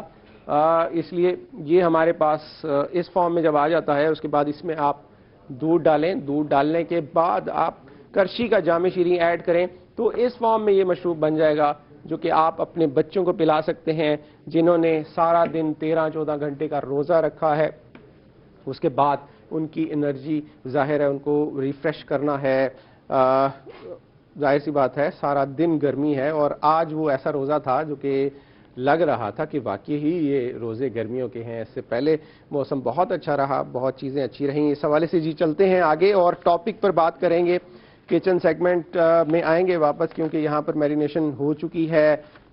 چکن تیار ہونے جا رہا ہے اور اس کی ریسپی مجھے تو بہت اچھی لگ رہی ہے. لیکن ہم نے بات کرنی ہے ٹاپک پر. علامہ صاحب وہیں سے شروع کروں گا.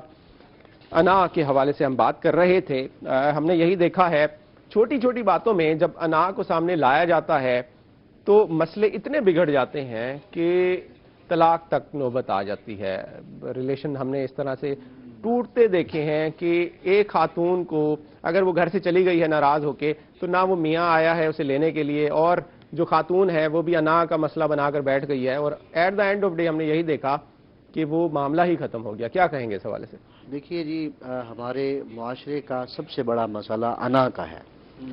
اور جیسا کہ آپ نے مثال دی، اگر کسی شوہر اور زوجہ کے اندر اختلاف ہو جاتا ہے، صرف شوہر اور زوجہ کی انا نہیں ہوتی، ساتھ میں جو رشتہ دار ہوتے ہیں، ماں باپ ہیں، بہن بھائی ہیں، خالائیں ہیں، اور اس کا چچا ہے، ماموں ہے. اصل وہ لوگ اپنی ایک جھوٹی انا اور وہ جو ایک فرضی ناک، ساڑھے خاندان دی نک کٹی ہوئی سی، یہ جو جملہ ہے نا، حالانکہ رشتہ جوڑنے میں ہمیں پہل کرنی چاہیے، لیکن جو ارد گرد کے رشتہ دار ہوتے ہیں وہ فی الفور جو فریق ثانی ہوتا ہے نا، اس پہ الزامات کی بوچھاڑ. کسی کے ہاں اگر اولاد میں دیر ہے اللہ کی طرف سے تو فوراً ذہن میں آ جاتا ہے جی اس نے جادو کروا دیا، یہ ہو گیا، وہ ہو گیا، نیگیٹو سوچنے لگ جاتے ہیں فوراً. قرآن تو کہتا ہے کہ اللہ جس کو چاہے بیٹے دے، جس کو چاہے بیٹیاں دے، جس کو چاہے ملی جلی اولاد دے، اور جس کو چاہے کچھ نہ دے. یہ اختیار اللہ کے پاس ہے. لیکن اس انا کے چکر میں ہم نے 100 فرضی کہانیاں بنانی ہوتی ہیں. کبھی اس میں جادو آ جاتا ہے، کبھی تعویذ آ جاتے ہیں، اور کبھی کیا کیا. انا یعنی ایسی بات کو ذہن میں رکھ لینا کہ اگر میں وہاں گیا یا میں نے صلح کی کوشش کی یا اس کی صلح والی بات کو مان لیا تو میری عزت میں کمی آ جائے گی. اس کو کہتے ہیں انا. صحیح. اور یہ اس کو جھوٹی انا کہتے ہیں. کیوں؟ اس لیے کہ انا تو انسان کو زیب ہی نہیں دیتی. انا تو انسان کے لیے بنائی ہی نہیں گئی. ہاں، انا اسے زیب دیتی ہے جو قادر مطلق ہے، جو خالق کے کائنات ہے، جو ہمارا بھی خالق ہے. اور میں جہاں سے بات وقفے پہ ڈسکنیکٹ ہوئی تھی کہ مولا نے فرمایا کہ انسان کس چیز کا تکبر کر رہا ہے کہ اس کی غذا جو ہے وہ سب سے بہترین غذا شہد ہے، اور وہ ایک مکھی کا تھوک ہے، لعاب دہن ہے، اور اس کا جو بہترین لباس ہے وہ فضلہ ہے ایک جانور کا.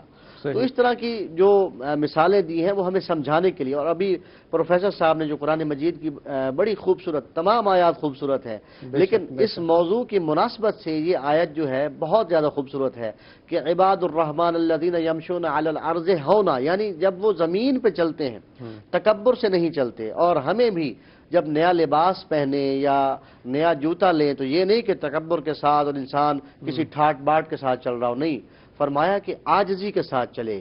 آج انسان اس زمین کے اوپر ہے اور نہیں معلوم کہ اگلے ہی لمحے وہ اس زمین کے اندر چلا جائے. لیکن سر آج ہم دیکھتے ہیں جس طرح سے کوئی بھی چیز پرچیز کرتا ہے کوئی بھی، تو سب سے پہلے اس کا شوٹ ہوتا ہے، اس کے ساتھ سیلفی ہوتی ہے اور وہ لگائی جاتی ہے سوشل میڈیا کے اوپر. کیا یہ بھی تکبر میں آتا ہے؟ اس حوالے سے پوچھتا ہوں. بریک پہ چلتے ہیں اور بریک سے واپس آ کر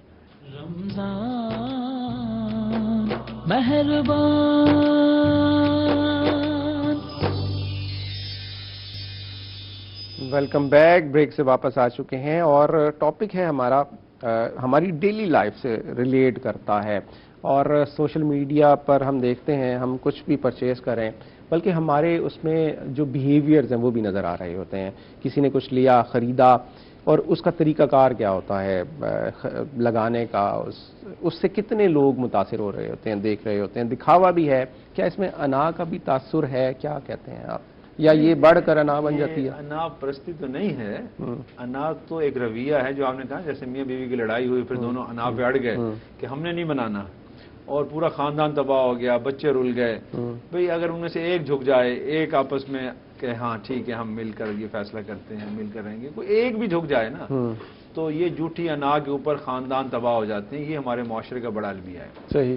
اور اس کو دیہاتوں میں زیادہ ہے، شہروں میں بھی ہے اب، ٹھیک ہے. اس کو باقی جہاں تک کچھ چیز آپ اچھی پہنتے ہیں، لیتے ہیں، خریدتے ہیں، اس کو شو، یہ ہے شو آف، یہ ریاکاری میں آتا ہے. لیکن یہ اگر ایک حد سے زیادہ آپ ریاکاری کریں گے نا تو وہ غرور و تکبر تو آئے گا. فخر کے ساتھ آپ جھوٹی شیخی مار رہے ہیں، اتنا ہے نہیں جتنا آپ اس کو بیچ کر رہے ہیں. اور یہ میں نے انگلینڈ سے لیا، حالانکہ لیا حسینہ گئی سے ہوگا. یہ چیز میں نے جو ہے نا جی، یہ میرے چچا امریکہ میں رہتے انہوں نے بھیجتی ہے، کینٹ سے لے کر آیا ہوگا، ٹھیک ہے نا. یہ ہے جھوٹی شیخی مارنا، یعنی جھوٹی ریاکاری، شو آف کر رہے ہیں اور جھوٹ بول رہے ہیں اس میں. صحیح. اچھا، یہی رویہ بڑھ کر بنتا ہے تکبر اور غرور کا باعث. کی طرف بولتے ہیں جی کچھ ہے نہیں اور کچھ بن کے دکھا رہے ہیں. اور بھائی جو ہیں اللہ کہتا ہے اس سے بھی کم دکھاؤ. صحیح. جو آپ ہیں نا آپ کی حقیقت ہے، قرآن کہتا ہے اس سے بھی اعتدال کے راستے پہ چلو. خیر الامور اوسطیہا، بہترین راستہ اعتدال کا راستہ. آپ کا ایک چیز ہے ہاں دکھائیں جی، ہاں الحمدللہ اللہ تعالیٰ نے دی ہے، لیکن اتنا نہ زیادہ شو آف کریں کہ جو کچھ لوگ احساس کمتری کا شکار ہو جائیں اس کو دیکھ کے. آپ ارد گرد کے ہمسایوں کے سامنے اپنی نئی گاڑی لا کے کھڑی کر دیں، اس کو اندر پورچ میں کھڑا کریں اور اس کے ساتھ تصویریں لگائیں سوشل میڈیا کے اوپر، دیکھیں جی ہم نے گاڑی لی ہے. اور جب پھر اس پر چڑھیں گے تو ہارن بھی بجائیں گے، اس کے گھر کے سامنے سے ہارن بھی بجے گا اور فل ریس بھی دی جائے گی. تو اس طرح کا یہ دیکھیں یہ تاثر تو آ جاتا ہے نا تکبر میں. تو بڑے غلط ہے نا، رویہ غلط ہے نا. یہ انسانی فطرت جو اس طرح کی جب رویوں پر پروان چڑھتی ہے نا، وہ معاشرے کے اندر فساد کا باعث بنتی ہے، وہ معاشرے کے اندر انتشار کا باعث بنتی ہے، اس سے نفرتیں پیدا ہوتی ہیں. ہمیں چاہیے کہ ہم اپنا رویہ ایسا اپنائیں کہ جس میں لوگوں کے ساتھ ہمارا اچھا سلوک ہو، پیار اور محبت کا، ملنساری کا. ہم لوگوں کے دکھ میں، درد میں شریک ہوں، ان کی خوشی میں شریک ہوں، لیکن اپنے مال کی، اپنی سواری کی، اپنے لباس کی، اپنی شان و شوکت اس طرح سے نہ بڑھا چڑھا کر ان کے سامنے رکھیں کہ وہ بیچارے احساس کمتری کا شکار ہو جائیں. صحیح. اور ایک تفریق معاشرے میں پیدا ہو جاتی ہے اس کی وجہ سے. معاشرے میں تفریق کیا، انتشار میں نے کہا پیدا ہوتا ہے. اس سے معاشرے کے اندر نفرتیں پیدا ہوتی ہیں اور یہ نفرت اور انتشار جو ہے یہ آخر فساد پہ جا کر ختم ہوتا ہے. تو اس لیے ہم اپنے معاشرے کو بہتر بنانے کے لیے اپنے رویوں کو ٹھیک کریں، اپنے رویوں کے اندر عاجزی، انکساری، اور بہت نہیں جھک سکتے تو اعتدال کے راستے پہ تو رہیں نا. دیکھیے رسول اللہ صلی اللہ علیہ وسلم کا جو فرمان ہے نا، خیر الامور اوسطیہا، کہ دنیا کے معاملات کے اندر بہترین راستہ درمیانہ راستہ ہے. یہ آپ کی اتنی حکمت بھری بات ہے نا. اصل میں رسول اللہ صلی اللہ علیہ وسلم محسن انسانیت ہیں، وہ مربی ہیں، معلم ہیں، رہنما ہیں. انہوں نے جو ہماری رہنمائی کی ہم نے اس کو اختیار کریں، اور وہ یہ ہے کہ ہم زندگی کے تمام معاملات کے اندر وہ لباس ہو، وہ سواری ہو، وہ کھانا پینا ہو، وہ ہمارے فنکشنز ہوں، وہ ہماری تقریبات ہوں، یا ہمارا لوگوں سے میل جول ہو، اس کے اندر اعتدال ہونا چاہیے، تجاوز نہیں ہے کہیں بھی، ہاں حد سے تجاوز نہیں کرنا چاہیے، تجاوز نہیں ہے کہیں، کیونکہ حد سے بڑھنا تو اللہ کو ناپسند ہے، اور اس لیے رسول پاک نے فرمایا کہ حد سے نہیں بڑھنا، لا تعتدوا، بار بار جو ہے نا قرآن کہتا ہے لا تعتدوا، کہ اللہ کی حدود کو بھی کراس نہ کرو اور حد سے نہ بڑھو، بلکہ آپس میں پیار اور محبت کرو، ایک دوسرے کے ساتھ مل کر رہو اور لوگوں کے ساتھ محبت کرو، اور اپنی جو اللہ نے آپ کو دولت دی ہے، نعمتیں دی ہیں، اس کا اظہار اس طرح سے کرو اللہ کا شکر ادا کر کے، یعنی شکرانے کے طور پر آپ کہیں کہ الحمدللہ اللہ تعالیٰ نے ہمیں یہ چیز دی ہے، اور اس میں آپ لوگوں کو بھی شریک کریں، لوگوں کو اس کے اندر اپنے اس حد تک کہ انہیں کوئی احساس نہ ہو، احساس کمتری نہ ہو، بلکہ آئیں جی مل بیٹھ کر کھانا اچھا کھاتے ہیں، اچھا لباس پہنا ہے تو اس پہ کہیں الحمدللہ اللہ تعالیٰ کی توفیق سے لیا ہے، بلکہ ماشاء اللہ لا قوت الا باللہ کہنا چاہیے، دیکھنے والے کو بھی وہ کہے الحمدللہ، نہ کہ وہ بھی حسد کرے۔ جب آپ زیادہ شو آف کرتے ہیں پھر لوگ آپ سے حسد کرتے ہیں، اور حسد جو ہے نا یہ تو نیکیوں کو جلا کے راکھ کر دیتا ہے، حسد اتنی بڑی برائی ہے، اور حسد پیدا کس معاشرے میں ہوتا ہے؟ نظر کا لگنا بھی اس کی وجہ سے، نظریں بھی لگتی ہیں، جب آپ زیادہ شو آف کرتے ہیں تو نظریں تو لگتی ہیں، نظریں تو خیر کسی چھوٹی چیز کو بھی لگ سکتی ہے، لیکن ریلیشن شپس کو بھی تو لگتی ہے نظر۔ ہاں اگر دیکھیں نا اس میں نظر سے بچنے کے لیے تو آپ کو احتیاط کرنی چاہیے، معوذتین پڑھنی چاہیے، آیت الکرسی پڑھ لیں تو اللہ تعالیٰ اس سے محفوظ رکھتے ہیں۔ تو بہرحال آپ معاشرے میں اس طرح سے رہیں کہ لوگوں کے لیے آپ تکلیف کا باعث نہ ہوں۔ یہ جو انانیت ہے نا یہ ہے کہ لوگوں کو تکلیف دینا، لوگوں کو اذیت دینا، اور ان پر اپنا حق جتلانا کہ ہم کوئی بڑی چیز ہے، ہم تکبر اور غرور اور میں کرتے رہنا، یہ جو میں کہنا ہے نا ہر وقت، یہی تعلقات کو خراب کرتی ہے، جو آپ نے شروع میں بات کی تھی، یہ ٹاپک میں رہی ہے کہ یہ جو تعلقات کو خراب کرنے والی، تعلقات کو کاٹنے والی چیز ہے، یہ انانیت ہے، اور یہ میں ہے، اس میں کو ختم کر کے لوگوں کے ساتھ مل جل کر بھائی چارے کے ساتھ، اخوت، پیار اور محبت کے ساتھ رہنا چاہیے، پیار اور محبت کے ساتھ معاشرے کو ہم پروان چڑھائیں تو ہمارا معاشرہ جو ہے یہ بہترین معاشرہ ہوگا اور دنیا ہماری جنت بن جائے گی۔ لیکن علامہ صاحب میں آپ پر آؤں گا اور یہی بات کرنا چاہوں گا، انا کی ہم نے بات کی، انا کے ساتھ بڑی تھن لائن ہے، خودداری جسے کہا جاتا ہے، اور لوگ نا اس میں کس طرح سے ڈفرینشیٹ کرنا ہے وہ پتہ نہیں لگتا۔ خودداری کیا ہے، تھوڑا سا میں اس کے حوالے سے پوچھنا چاہوں گا۔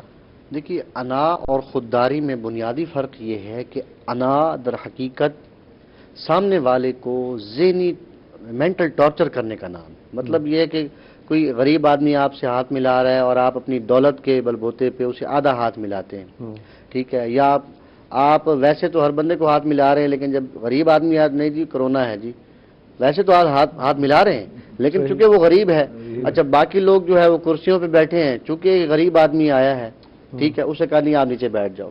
میں ایک جگہ ایک تقریب میں تھا تو کھانا کھا رہے تھے تو سامنے ایک اور صاحب بھی تھے، انہوں نے جو ایک پنجاب کا لباس ہے، دھوتی پہنی ہوئی تھی، سر پہ پگڑی بھی، تو میں نے کہا انہیں کھانا دیں، انہوں نے کہا جی ان برتنوں میں کھانا نہیں ملے گا، ان برتنوں میں چونکہ مہمان کھا رہے ہیں ان کے لیے الگ سے برتن منگوائے گئے، تو یہ تکبر ہے، یہ انا ہے، تو یہ اللہ کو ناپسند ہے۔ دیکھیں انسان ہیں ہم، تمام حضرت آدم علیہ السلام کی اولاد ہیں، ٹھیک ہے، ہمیں اس بنیاد پر کہ دولت زیادہ ہے، پیسہ زیادہ ہے یا عہدہ بڑا ہے، تکبر کرنا یا انا کرنا یہ غلط ہے۔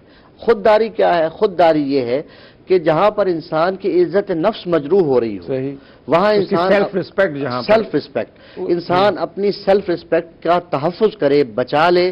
جہاں دیکھیں ایک سوشل میڈیا پہ بہت ساری اچھی چیزیں بھی مل جاتی ہیں دوسری چیزوں کے ساتھ ساتھ، ایک تصویر بنی ہوئی تھی کہ 3-4 چڑیا بیٹھی اور ایک چڑیا اڑ کے جا رہی ہے، تو وہاں اوپر ایک جملہ لکھا ہوا تھا کہ جہاں آپ کے لیے مناسب جگہ نہ ہو یا مناسب مقام نہ ہو وہاں سے اٹھ جانا بہتر ہے۔ صحیح، لیکن وہ یہ خودداری، اب یہ خودداری اور انا میں کس طرح سے ڈفرینشیٹ کرنا ہے، کس طرح سے ان دونوں چیزوں کو الگ الگ سمجھنا ہے، اس حوالے سے جانتے ہیں، بریک پہ چلتے ہیں اور بریک کے بعد واپس آئیں گے۔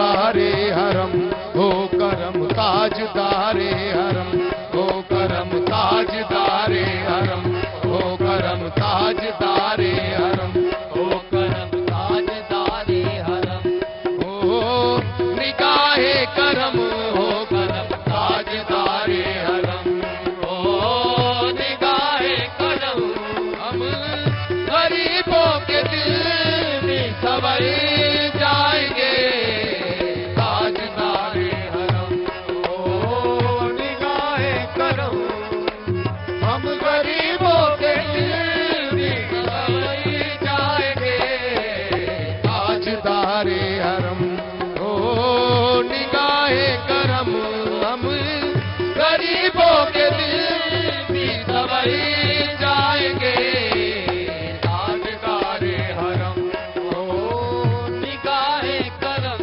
हम गरीबों के दिल भी सवर जाएंगे चश्मे रहमत में कुशा तूए मनंदाज नजरी चश्मे रहमत में कुशा तूए मनंदाज नजर है कुरैशी लकबी हाशिमियों मुत्तलबी ताजदारे हरम हो निगाहे करम हम गरीबों के दिल भी सवर जाएंगे ताजदारे हरम हो निगाहे करम ताजदारे हरम हो निगाहे करम हम गरीबों के दिल भी सवर जाएंगे हम गरीबों के दिल भी सवर जाएंगे हामी बेकसा क्या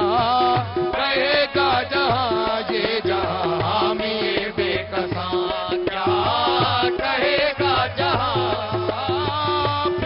दर्दलाली अगर जाएंगे हामी बेकसा क्या कहेगा जहाँ दर्दलाली अगर जाएंगे कोई अपना नहीं गम के मारे हम कोई अपना नहीं गम के मारे हम कोई अपना नहीं गम के मारे हम कोई अपना नहीं गम के मारे हम आपके दर पे फरियाद लाए हैं हम आपके दर पे फरियाद लाए हैं हम हो निगाहे करम वरना चौखट पे हम या नबी हो निगाहे करम वरना चौखट पे हम आपका नाम लेके मर जाएंगे हो निगाहे करम वरना चौखट पे हम आपका नाम लेके मर जाएंगे ओ पे तूफान है बिजली यो का है डरी ओ पे तूफान है बिजली यो का है डरी सख्त मुश्किल है आका किधर जाए हम सख्त मुश्किल है आका किधर जाए हम हो निगाहे करम वरना चौखट पे हम हो करम हो निगाहे करम वरना चौखट पे हम आपका नाम लेके मर जाएंगे हो निगाहे करम वरना चौखट पे हम आपका नाम लेके मर जाएंगे हो निगाहे करम वरना चौखट पे हम हो करम हो निगाहे करम वरना चौखट पे हम आपका नाम लेके मर जाएंगे मैं कछो मदीने चले मैं कछो मदीने चले दस्ते साकी कौसर पीने चले दस्ते साकी कौसर से याद रखो अगर उठ गई एक नजर, वो नजर याद रखो अगर उठ गई एक नजर, इतने खाली है सब जाम भर जाएंगे, याद रखो अगर उठ गई एक नजर, इतने खाली है सब जाम भर जाएंगे। मैं कचो मदीने चले, मैं कचो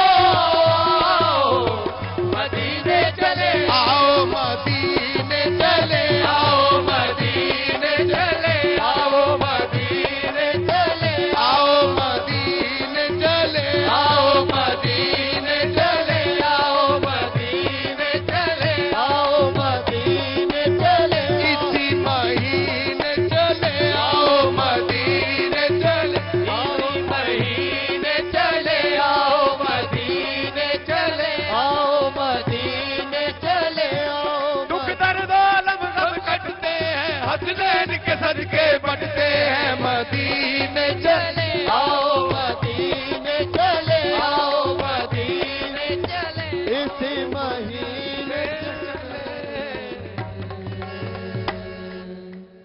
डॉक्टर साहब मैं आऊँगा टॉपिक पर वापस, क्योंकि वक्त थोड़ा है तो मैं चाहूँगा इसको हम कंपाइल कर लें। खुददारी पर हम बात कर रहे थे, क्या कहेंगे अना का और खुददारी का आपस में कोई ताल्लुक है? नहीं, इसमें बड़ा फर्क है। देखें, जो खुददारी होती है ना, वो तो अपनी इज्जत के लिए होती है, और इज्जत ये है कि इंसान किसी इंसान के आगे हाथ ना फैलाए, झुके नहीं, किसी की ना खुशामद ना करे, बल्कि बावकार तरीके से जिंदगी बसर करे। बावकार जिंदगी और अपने हक के लिए कोशिश जदोजहद करना, ये खुददारी है। और अनापरस्ती ये है कि दूसरे को जलील करना, उसको अपने से कमतर समझना और उसको अपने रोब दबदबे के नीचे रखने की कोशिश करना। लोग रखते हैं, यही अना है ना, कि दूसरों को दबा के रखना और दूसरों पर अपना ताकत का, इख्तियार का, माल का, इक्तदार का और अपने हुस्न का या अपनी ताकत का जो है ना, दूसरों को रोब दबदबा दिखाना और उनको जलील करना, उनको अपने से कमतर समझना। अनानियत यह है कि दूसरे इंसान को अपने से कमतर समझना। खुद ही यह है कि अपने हक के लिए बात करना और अपने हक के लिए बाइज्जत तरीके से बात करना, लेकिन बावकार दोनों चीजों को कॉन्फ्लिक्ट नहीं हो जाता? जहां पर मसाइल आते हैं, रिलेशनशिप में मसाइल आते हैं, जिस तरह से हम शादी के मामलात में देखते हैं, तो वहां पर अना तो आती है, लेकिन अगर अना बहुत ज्यादा आ रही है और उनमें से एक पार्टनर वो मर्द है या खातून है, वो उस अना को खत्म कर देता है, लेकिन बारहा उसे वही चीज होती है दोबारा, तो वहां पर खुदारी आती है। और कहाँ आती है वहां पर खुदारी? मियाँ बीवी में, औरत मर्द में जो रिश्ता है, उसमें तो दोनों को झुकना चाहिए, तब मामला चलेंगे। अगर एक झुक गया और एक नहीं झुकता तो फिर उसमें यही कहा जाता है कि तुम अना दिखा रही हो, तुम अना दिखा रही हो, या तुम अना दिखा रहे हो। अना छोड़ देनी चाहिए। देखें, ये रिश्ता है, इसको समझना चाहिए। ये रिश्ता क्या है? ये एक मर्द और औरत ने बाहमी तौर पर एक मुआहदा करके जिंदगी बसर करने का फैसला किया है, और इस फैसले में वो दो शरीक हैं, उनके पीछे पूरे दो खानदान हैं, फिर आगे उनकी औलाद होती है तो वो उसमें शरीक होती है। तो लिहाजा उन दोनों को ये चाहिए कि ये गाड़ी के दो पहियों की तरह है। इनमें झूठी अना जहां भी आएगी, ये गाड़ी का एक्सीडेंट हो जाएगा। सही। ये दोनों व्हील है, ये फ्रंट व्हील गाड़ी है, यहाँ पर खुदारी नहीं है, फ्रंट व्हील गाड़ी है, इसको बिल्कुल बैलेंस तरीके से चलना है। यहाँ इतदाल की जरूरत है, यहाँ खैरुल उमूर या औसती की जरूरत है। मैं फिर वही कहता हूँ कि यहाँ इतदाल की जरूरत है। यहाँ अगर एक खुददार है, खुददारी ये हो कि वो एक दूसरे को इज्जत और एहतराम करें। किसी असल में इज्जत के साथ रहना खुददारी है, दूसरे की इज्जत करना ये भी खुददारी है। अगर किसी खातून को इज्जत से ट्रीट नहीं किया जाता, हाँ, और वो नाराज होकर चली जाती है और कहा जाता है कि वो अना दिखा रही है, इस मामले को किस तरह दिखा रही? वो तो अपनी इज्जत मांग रही है। सही। देखें, वो इज्जत मांग रही है कि जो मेरा ड्यू राइट से मुझे दिया जाए, वो तो खुददार है। इज्जत मांग, उस मर्द को भी चाहिए उसे इज्जत दे, उसकी औलाद को भी चाहिए वो भी माँ बाप की इज्जत करें, माँ बाप भी औलाद की इज्जत करें। असल में ये है कि बाहमी रिश्ता ऐसा है जिसे हम अपना इंग्लिश में कहते हैं ना, म्यूचुअल है। ये दोनों की तरफ से होगा। ये बाहमी मोहब्बत, बाहमी एहतराम और बाहमी इज्जत से होता है। अगर एक शख्स इज्जत दे रहा है फिर उसे इज्जत नहीं मिल रही, तो वो कैसे दूसरे को इज्जत दे सकता है? सही। नहीं देगा, एक दिन छोड़ देगा। तो इसलिए अगर आप अपने मुआशरे में یا خاندان میں، گھر میں یہ ماحول ٹھیک رکھنا ہے نا خودداری کے ساتھ، تو ہر شخص اپنے دائرہ کار میں رہ کر اپنا عمل کرے اور دوسرے کی عزت اور احترام کرے، اور باہمی احترام کے ساتھ جب ہم زندگی بسر کریں گے تو یہ خوددار زندگی ہوگی۔ لیکن اپنی رسپیکٹ بھی ضروری، جس طرح سے ڈاکٹر صاحب نے باہمی احترام کی خودداری تو یہی ہے نا کہ اپنی اپنی بھی عزت، آپ کی بھی عزت ہو اور میں دوسرے کی بھی عزت کروں، کروں۔ رسپیکٹ آپ کو بھی دینی چاہیے، یہی عزت کروانا چاہتا ہوں تو مجھے دوسروں کی عزت کرنا ہوگی۔ اگر میں دوسرے کی عزت اگر نہیں آپ کرتا، کسی دوسرے کی عزت ریلیشن شپ میں خاص طور پر، پھر میری کوئی عزت بھی کیسے ریلیشن ہوگی؟ شپ ہے، دوستی کا ریلیشن شپ ہے یا میاں بیوی کا ریلیشن شپ ہے، کسی بھی ریلیشن شپ میں اگر آپ دوسرے کی عزت نہیں کرتے تو آپ کو ایکسپیکٹ بھی نہیں کرنا چاہیے۔ آگے چلتے ہیں بریک کی طرف اور بریک سے واپس آئیں گے۔ کچن ہمارا تقریباً مکمل ہو چکا ہے اور چلیں گے کچن میں، بریک پہ چلتے ہیں۔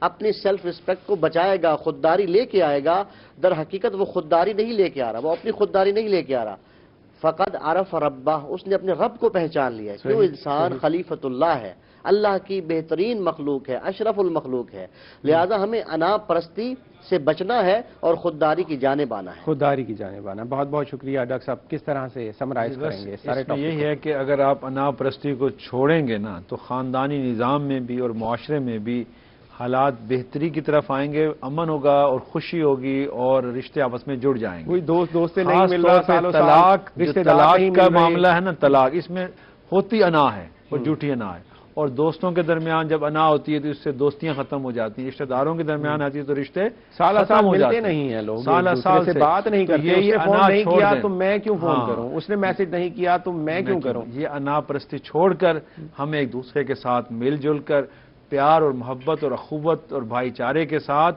اور ایک دوسرے کو برداشت کرنے کا جو رویہ ہے وہ ہم اگر اپنائیں گے تو اس سے معاشرہ بھی خوشحال ہوگا، معاشرے میں امن ہوگا، خوبصورتی ہوگی۔ صحیح، تھینکس الاٹ، بہت بہت شکریہ۔ دعا کی طرف آ جاتے ہیں۔ وقت دعا جی، افطار کے وقت جو دعا کی جاتی ہے بڑی قبولیت ہوتی ہے اس کی۔ بے شک دعا فرماتے ہیں بسم اللہ الرحمن الرحیم، الحمدللہ رب العالمین والعاقبۃ للمتقین والصلاۃ والسلام علی رسولہ النبی الکریم، یا اللہ یا رحمان یا رحیم یا رب السماوات والارض یا ذا الجلال والاکرام، یا الہ العالمین ہم سب کے گناہوں کو معاف فرمائیے، یا اللہ ہمارے گناہ کبیرہ گناہ صغیرہ معاف فرمائیے، یا اللہ ہم سب پہ اپنی رحمت فرمائیے، اپنا فضل فرمائیے، یا اللہ اپنی خاص رحمت سے اپنے فضل سے اس وبا کا خاتمہ فرمائیے، یا اللہ یہ کووڈ-19 جو ہے اس سے ہم سب کو نجات عطا فرمائیے، یا اللہ تمام بیماروں کو شفائے کاملہ عاجل نصیب فرمائیے، یا اللہ ہم سب پہ اپنی رحمت اپنا کرم فرمائیے۔ ربنا آتنا فی الدنیا حسنۃ وفی الآخرۃ حسنۃ وقنا عذاب النار، یا اللہ ہم سب کے رمضان کے روزے قبول فرمائیے، ہماری تمام عبادات کو قبول فرمائیے، یا اللہ اور ہمارے معاشرے کے اندر نیکی، خیر اور بھلائی کا جذبہ پیدا فرمائیے، ہمارے معاشرے کے اندر انانیت اور جو غرور اور جو فخر ہے، جو ریاکاری ہے، اس کو ختم فرمائیے، یا اللہ ہمارے معاشرے کو اسلام کی تعلیمات کے مطابق ایک اسلامی معاشرہ بنائیے، یا اللہ ہم سب پہ اپنا رحمت، اپنا کرم، اپنا فضل فرمائیے، آمین یا رب العالمین۔ صلی اللہ تعالی علی خیر خلقہ محمد وعلی آلہ واصحابہ واہل بیتہ وذریاتہ اجمعین برحمتک یا ارحم الراحمین، آمین یا رب العالمین۔ مہربان